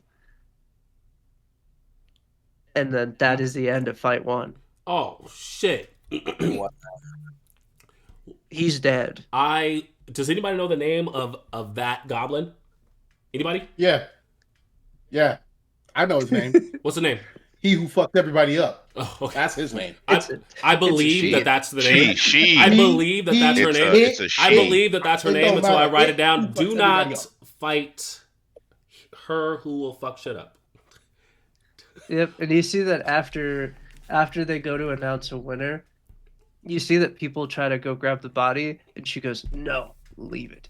And you see that she like holds her hand out, and then like these little like bugs start to crawl out of the end of her sleeves, and you see that they start to burrow into his face, where she kind of like literally dug a hole into it with her claws. "My children are hungry." And I'm gonna turn to Ozzy and be like, "Hey, you got next on that?" I will not. I will never fight that. Ever. Hey, if you don't fight her, you better marry her. You gonna have to do one of them, buddy. She's just feeding her community. He about to be a part of the community. Collateral damage. I am good off of that. Collateral. Sometimes collateral damage is needed. It keeps the order of things. You know, it helps things go the right way. Yeah, well, You heard what the rook said. Well, I don't want to be a part of any of that. Okay, I'm gonna stay over here. Well, cheater, I don't know what to tell you. I learn the bob and weave. Mm. I've already explained. I didn't cheat. It's too late. I already gave you a name. Yep. He gives names and he does random things. Don't feed into it. I'm telling you, it's really weird. Very, very So weird thing. as they're like kind of like they go to grab the body that's now infested with these bugs and kind of move it off to the side, you see that they're getting ready for the second fight.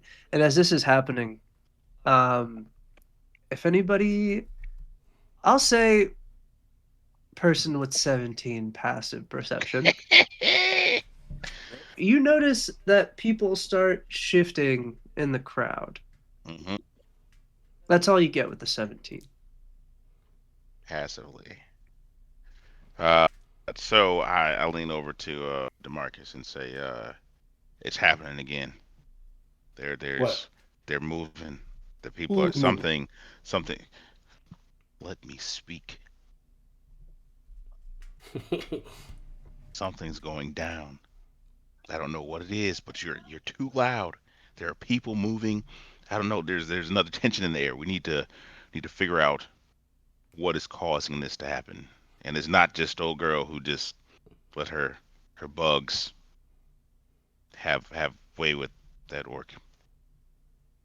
Something's going Well, down. I'm gonna tell you this. We got some additional people here with us. How about you tell them? Maybe they can see something that we can't. Mm. They keep their eyes out, just like we are. What And good would that do? Hey, I I'll tell you, overhear these niggas. two sets of eyes only get you so much. If we got 5, 6 sets, we can see a lot more. And this is what I'm whispering to you. We all stand right here. We can hear you. Yeah, but we can still whisper. I don't think So I Alaric. hear you Said, first. I don't think You Alaric see, said he was I whispering. told I you. didn't hear him say that he was whispering. So That So I hear these niggas, and I turn. I said I was whispering.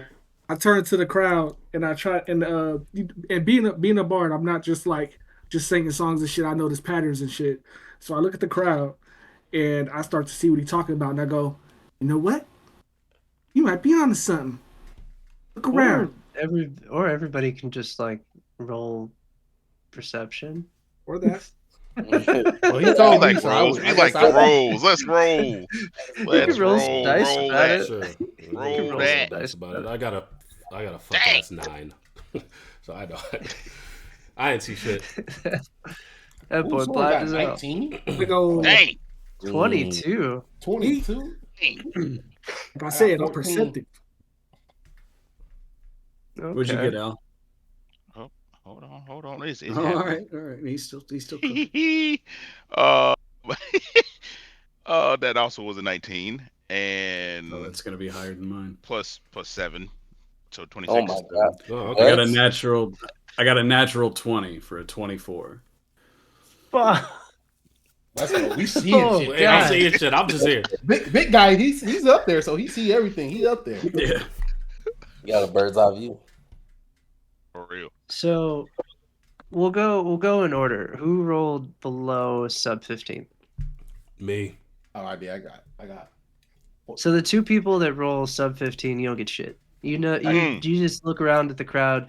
You see people drinking, having a good time, watching the fights. Who rolled above a 15 but below 20? 19 right here. So with that 19, you kind of look around and you notice that there's a couple people that look kind of shifty. You see that they're kind of like looking around and you see that they keep looking over at the stairs. Mm. There's like a couple people that are like, they're not all sitting at the same table either. They're kind of dispersed out, but you've noticed that they're either sitting by themselves or if they're sitting at a table of two people. Brother JB is gonna reach into his coat, and you just see him hold his hand there, but like he like crosses his arms, but he's trying to like you see he's clearly like there's something in the trench coat, but nobody really knows what it is, but he's just crossing his arms, looking around. So where's my above 20s not nat? Oh. So you two get a little bit more. You start to notice that the people that are sitting at these tables keep eyeing over towards the stairs, and you also start to notice that the giant dragonborn that's guarding the stairs, you see that he starts to wobble a little bit. You see that he almost stumbles over just standing still. Hmm. Okay. Hey, Yeah. you see the big guy over there? Yeah. He looks a little bit off, like maybe dizzy or something. I don't know. Like I said, I know people are moving. Something's going down, and the way that he's looking, it doesn't look good for anybody else. You see how big he is? I say that Yeah. loud enough. I say that loud enough to. Oh yeah, you still got chances though. You know, I've seen something like this before. Hold on. So I cast a minor illusion again, and and and I start to and I'm looking, and it looks like when you're looking at music and it's like overlapping, and so I start to like move the frequencies around in the image to see like an underlying tone that could possibly be making something happen to this cat. Ooh. You see that he actually is in the beginning of being hit with a sleep spell. Yeah, see that shit. But So you then I can't tell from where. You can tell that he's fighting it, but you don't know how long he'll be able to. yeah. Now, Yep. now our friend with the nat 20, At you 20. get something completely different. You notice that everyone around you is being a little bit strained. Yes. You notice the guard over there is being put under the condition of a sleep spell. It just hasn't kicked in all the way yet, but it's about to.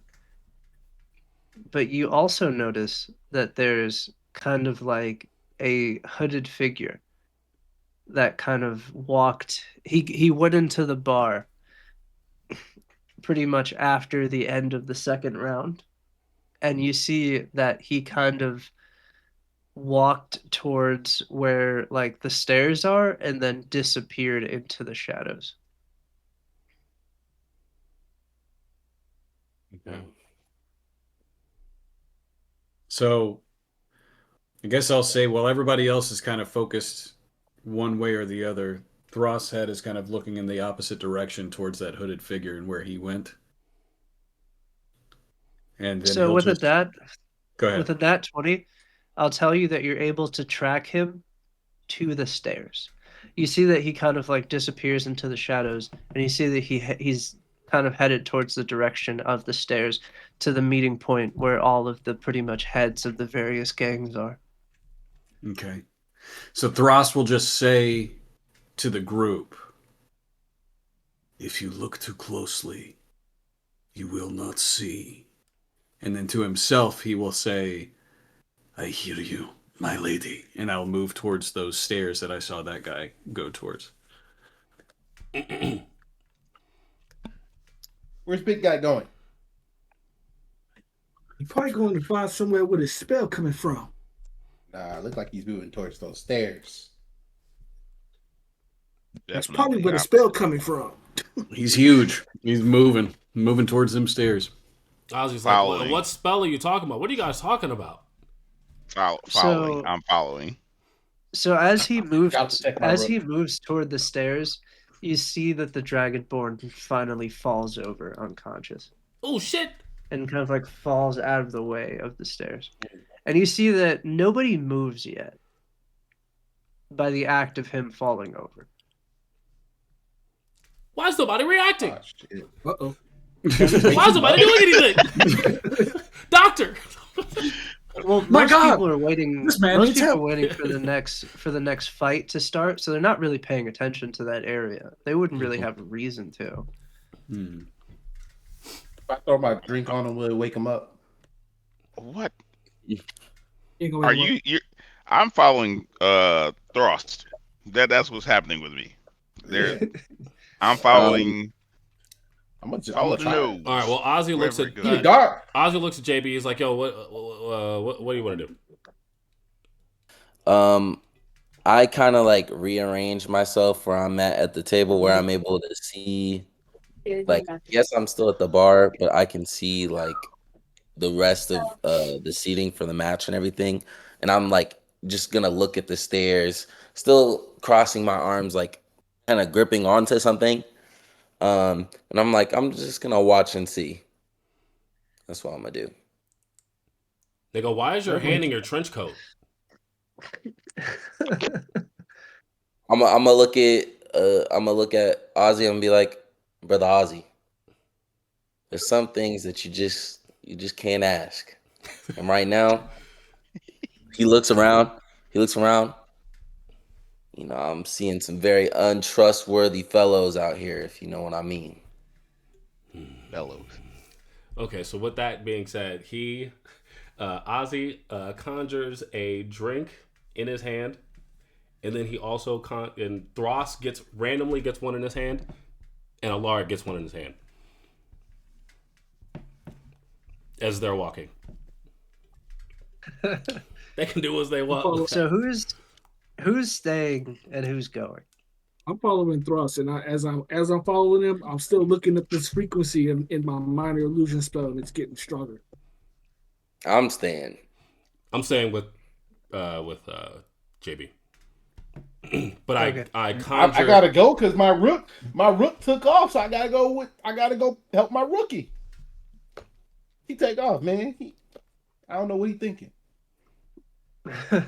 Well, he's thinking that. I had to take a sip of my drink and go. So everyone else, I could understand why they wouldn't have a care in the world about this. Your leader's up there. Yep. Mm. Yep. Some hired help you are. Yeah.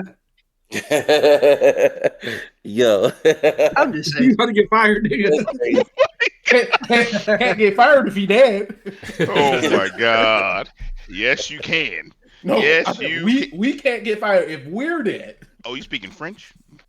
Yes. We. Voulez-vous coucher à mes voix? He said, "I just met you, bro." Actually, give me perception as you guys are like making your way over to the stairs. Oh. I don't like this. Two. Everybody. These 23. people going. Golly. No, 19. just for the two members The of the West Side movers. Oh, Well, okay. that is. Somebody I'm roll. scared You because. said just for who? Damn, I wasted a 19. Just for Demarcus and Yeah, Alaric. look, I got a 19 also. I got a 12 plus 7. So we both got 19. Yeah. Damn, everybody got 19? Yeah. Everybody got 19. Look at that shit. Yeah, I'm dang. scared, man. 19 squad. So you guys realize that Scarface isn't on the bar floor level anymore. He must have went upstairs too. Ah, shit. Yeah, y'all ain't gonna keep an eye Also- on your names. I'll respect your 19 also. You just won't have the context to go with it. You notice that an orc and pretty much like a white beater that's covered in kind of like paint and like kind of like oil. He's got like older kind of like washed jeans on. Kind of like walks into the bar at this moment. It's Gragglejaw. You wouldn't know who that is though, but you kind of notice him as he walks in. Just clock that. Okay. Yeah, but as you guys move over towards the steps, you guys see the Dragonborn is like kind of knocked out at the bottom of the stairs. What do you guys do now? And slip up the stairs. Like if nobody else is paying attention, that's what I want to do. So as you guys get to the stairs, you guys hear that Atlas is yelling and like pretty much announcing the next fight is starting right now. So everybody's well distracted. Perfect. Yeah, I'm going up the stairs. Yeah. Now, should we alarm other people or should we just go?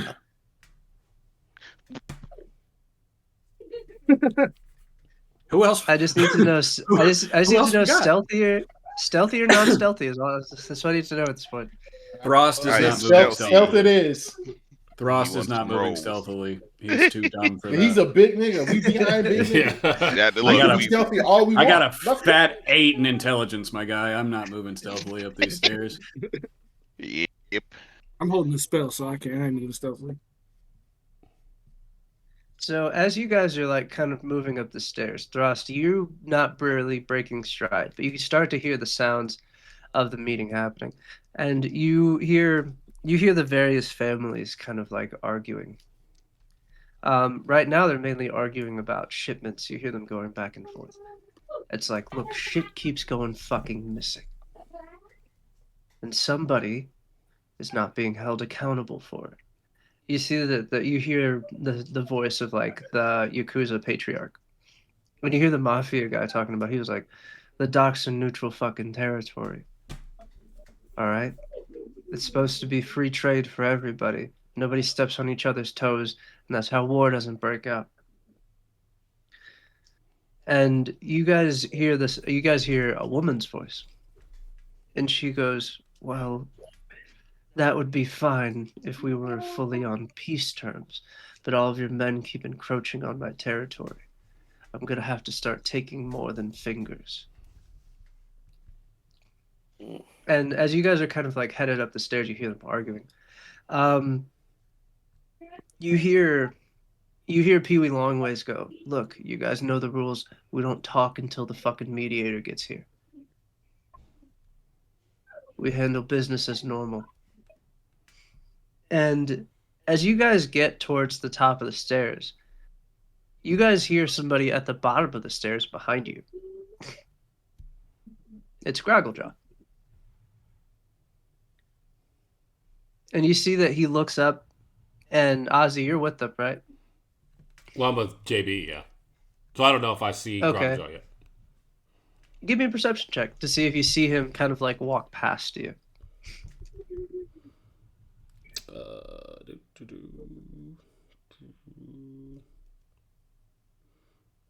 Oh, nice. 18. Hell yeah. You do. You don't clock him until he walks past you, but like you see him walk past you, and then he doesn't notice you as he's headed up towards the stairs. Oh, okay. Wait, sir? You see that as he's walking, he looks back and he goes, yeah, you see that he looks at you and he goes, I gotta go handle business, son. It's nothing for you to concern yourself with. You just get ready for your fight. But And you see that he like walks past you and heads towards the stairs. so that he, yeah. So under Ozzy's breath, he's like, "Fuck," because he like knows now that these other weird niggas that he was just talking to also kind of darted up there. So now he knows that there's probably something wrong that's going on. So he looks over at JB and he's like, "Yo, I don't know what you got in that trench coat, but be ready." And he darts off to try to follow his stepdad. Okay. So Gragglejaws gets to the bottom of the stairs. You're still heading towards him right now. You see Gragglejaw looks down, sees the Dragonborn, and kind of like picks up pace up the stairs. So that's how he catches up to everybody. And you see that when he gets up to the stairs, he recognizes the two members of the West Side Gun Gang. And he goes, "You guys aren't supposed to be here." Yeah. Are you the mediator? Who the fuck told you that? No one He's told us overheard. anything. No one told us anything. No. That- Check this out. Check this out. That Dragonborn down Hey, there. Rook, be quiet. We're talking. Oh my god. So as you guys are arguing on the stairs, you just hear the sounds of guns clicking, just See, Rook had to say something. as you guys look up and you just see like people from different like gang organizations all just kind of pointing guns at you guys on the stairs. Dang. Well, I think Throst looks around. Does he see that cloaked figure at all? He does not yet. No. you better start I think explaining, big guy. Throst. Damn, but I'm dumb. Damn, but I'm dumb. Can I make Damn, an but intelligence? I'm dumb. Can I make an Tell him what you intelligence saw. check? Yes, you may. Yes, Okay, you I may. just want to see. I want to see how high I can get on this. If you tell me Okay. what you're trying to do, I may be able to give you advantage. So I got a 14. So what I want to do, I want to see if I'm smart enough. Because I just heard the talk of mediator. I just heard him ask if he's the mediator. I just heard him say, "Who told you that?" So what that did is that just answered a question that the cloaked figure is not the mediator. They've collected every head of every gang. What better way for a hostile takeover than to have every head of every gang in one place so you can take them out in one fell swoop? Yep. Am I smart enough to fucking piece that together is what I'm trying to figure out right now. With a 14, you've seen The Godfather at least once. Yes. Cool. Okay, so There it is. Frost There it has is. seen movies. I have seen movies. It was part of your missionary work to learn culture. Yes. Yes. Yeah, okay, so to learn culture. So Frost kind of puts that together, like looks around, kind of sees everybody in one place, sees the guns pointed at him, and then he'll just say a quote from The Godfather like fucking, "You broke my heart." Right? Like fucking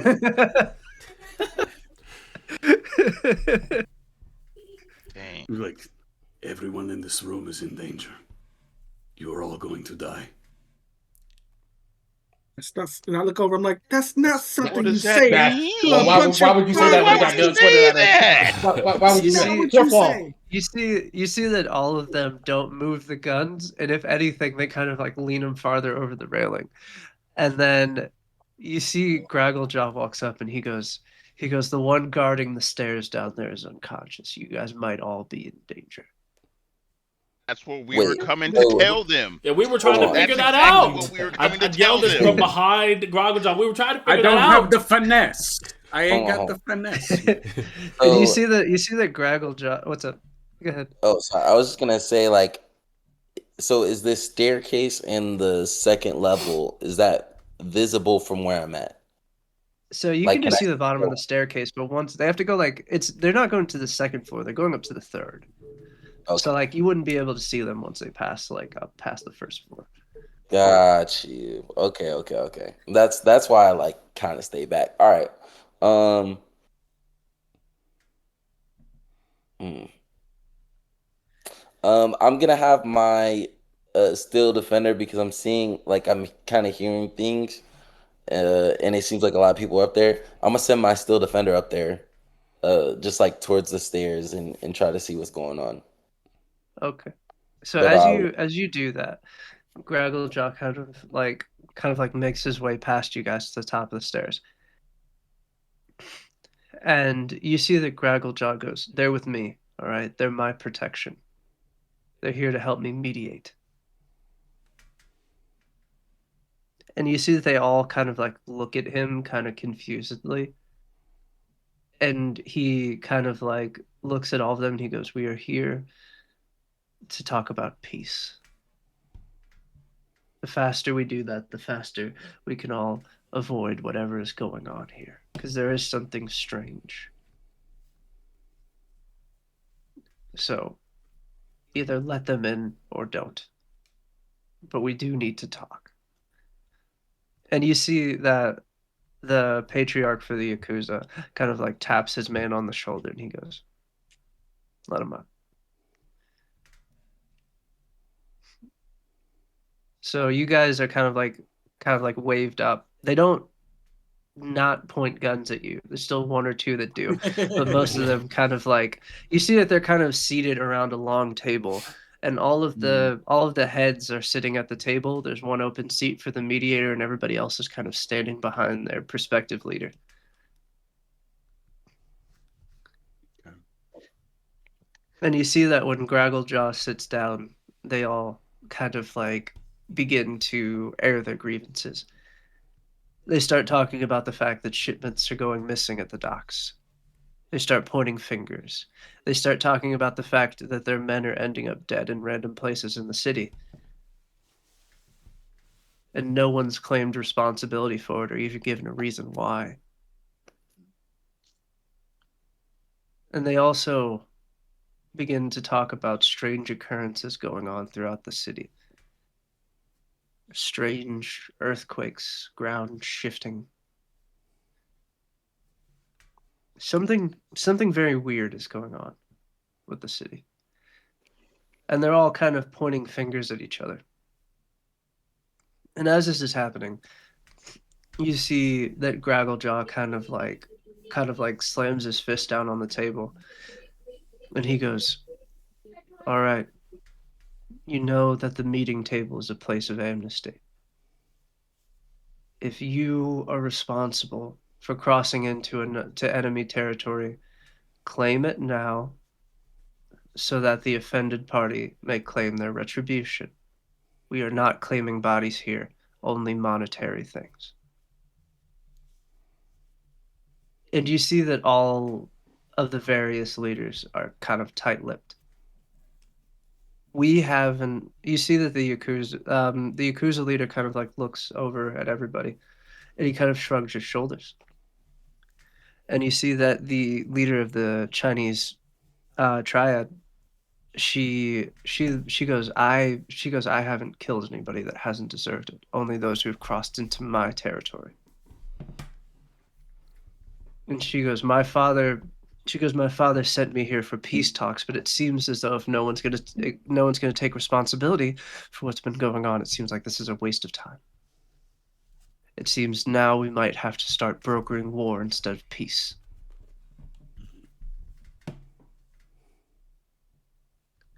And as she says that, Gragglejaw kind of like looks out at the table and he goes, "We have had peace for the last 5 years without incident. Everyone has gotten paid. Your communities are kept safe and governed under your leadership. We will come to an amicable solution to these issues." And you see that the Italian mob boss leader kind of like leans up in his chair, the head of the Metelli family, Sonny Metelli. And he goes, "It seems like we're all just wasting our time. So, if you don't mind, I got a war to prepare for." And you see he goes to like push himself away from the table, and Gragglejaw like throws a hand up and he goes, "Wait, wait, wait." And as this happens, you all hear a strange sound. As a hooded figure is now behind Gragglejaw. As you start to hear the sound of blood dripping onto the floor. Sir! Oh shit!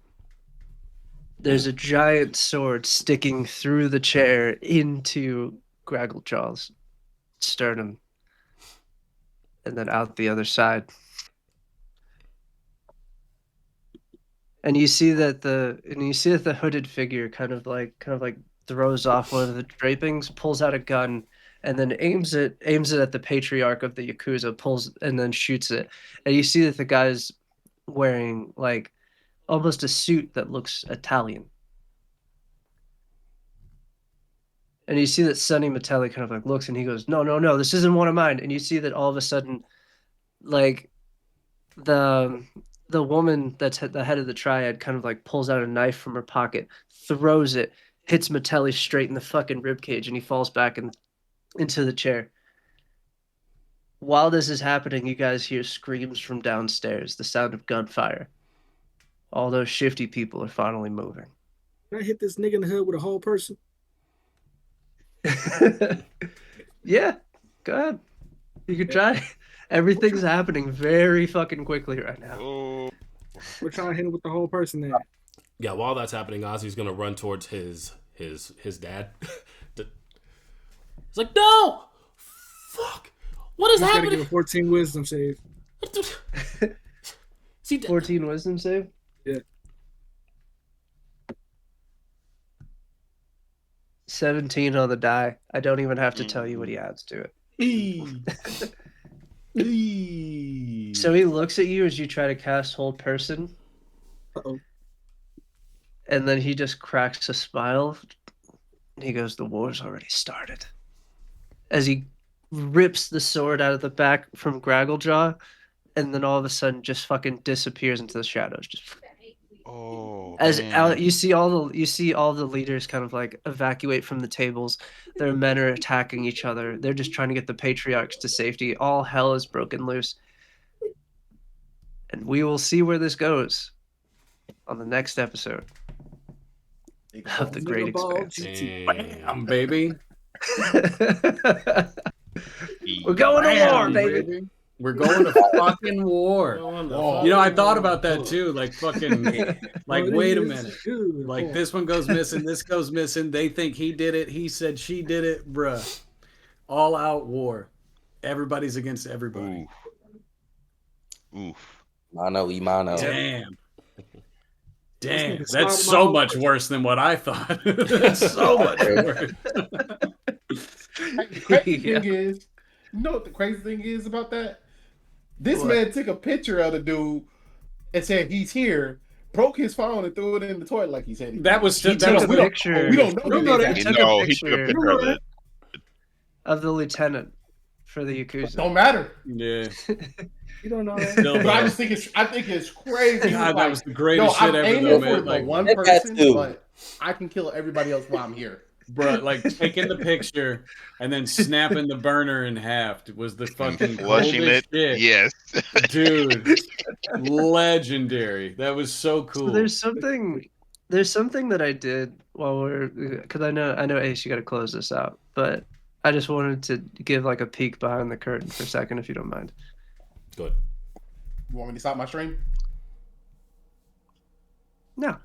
Okay. No. There's something that I did that I haven't done for any of my other campaigns, where I wanted everyone to do their session zeros individually. Mhm. And you all kind of like built your characters in a vacuum. So everybody's got their own little pre-baked secrets, and it has been such a joy watching you guys navigate them individually without spilling the beans. Bra fucking vo, dude. Hell yeah. Genuinely. That's what I'm Yeah, talking You gotta about. do. Yeah. You got to. You got. That's that good shit, baby. That's storytelling. Storytelling. Good old fashioned Playing. storytelling, nigga. Good old fashioned role playing. Also, Yeah. those are some high dice, bro. Like, I'm terrified. We were on of fire next tonight. session. Yeah, that means next session that when means- shit pops off, we're gonna Yeah. roll like dog Yeah. ass. Four. dude. Garbage. Six. Straight dog ass. 2, 7. You might as- I always start off rolling terrible, so the fact that I rolled high doesn't sit right with me. Oh, Bring that your means lucky it's gonna be dice. high. We're going Yeah. right into initiative after this. That's call me wild. Taylor. Next session, we're going right into initiative. Shit's already hit the fan. Damn. Nice. Well, All right. Might be on some I'm messy just shit. Let me go ahead and I'm gonna say this before that happens, since you already told us that next session. Positioning. That's all I'm gonna say is positioning.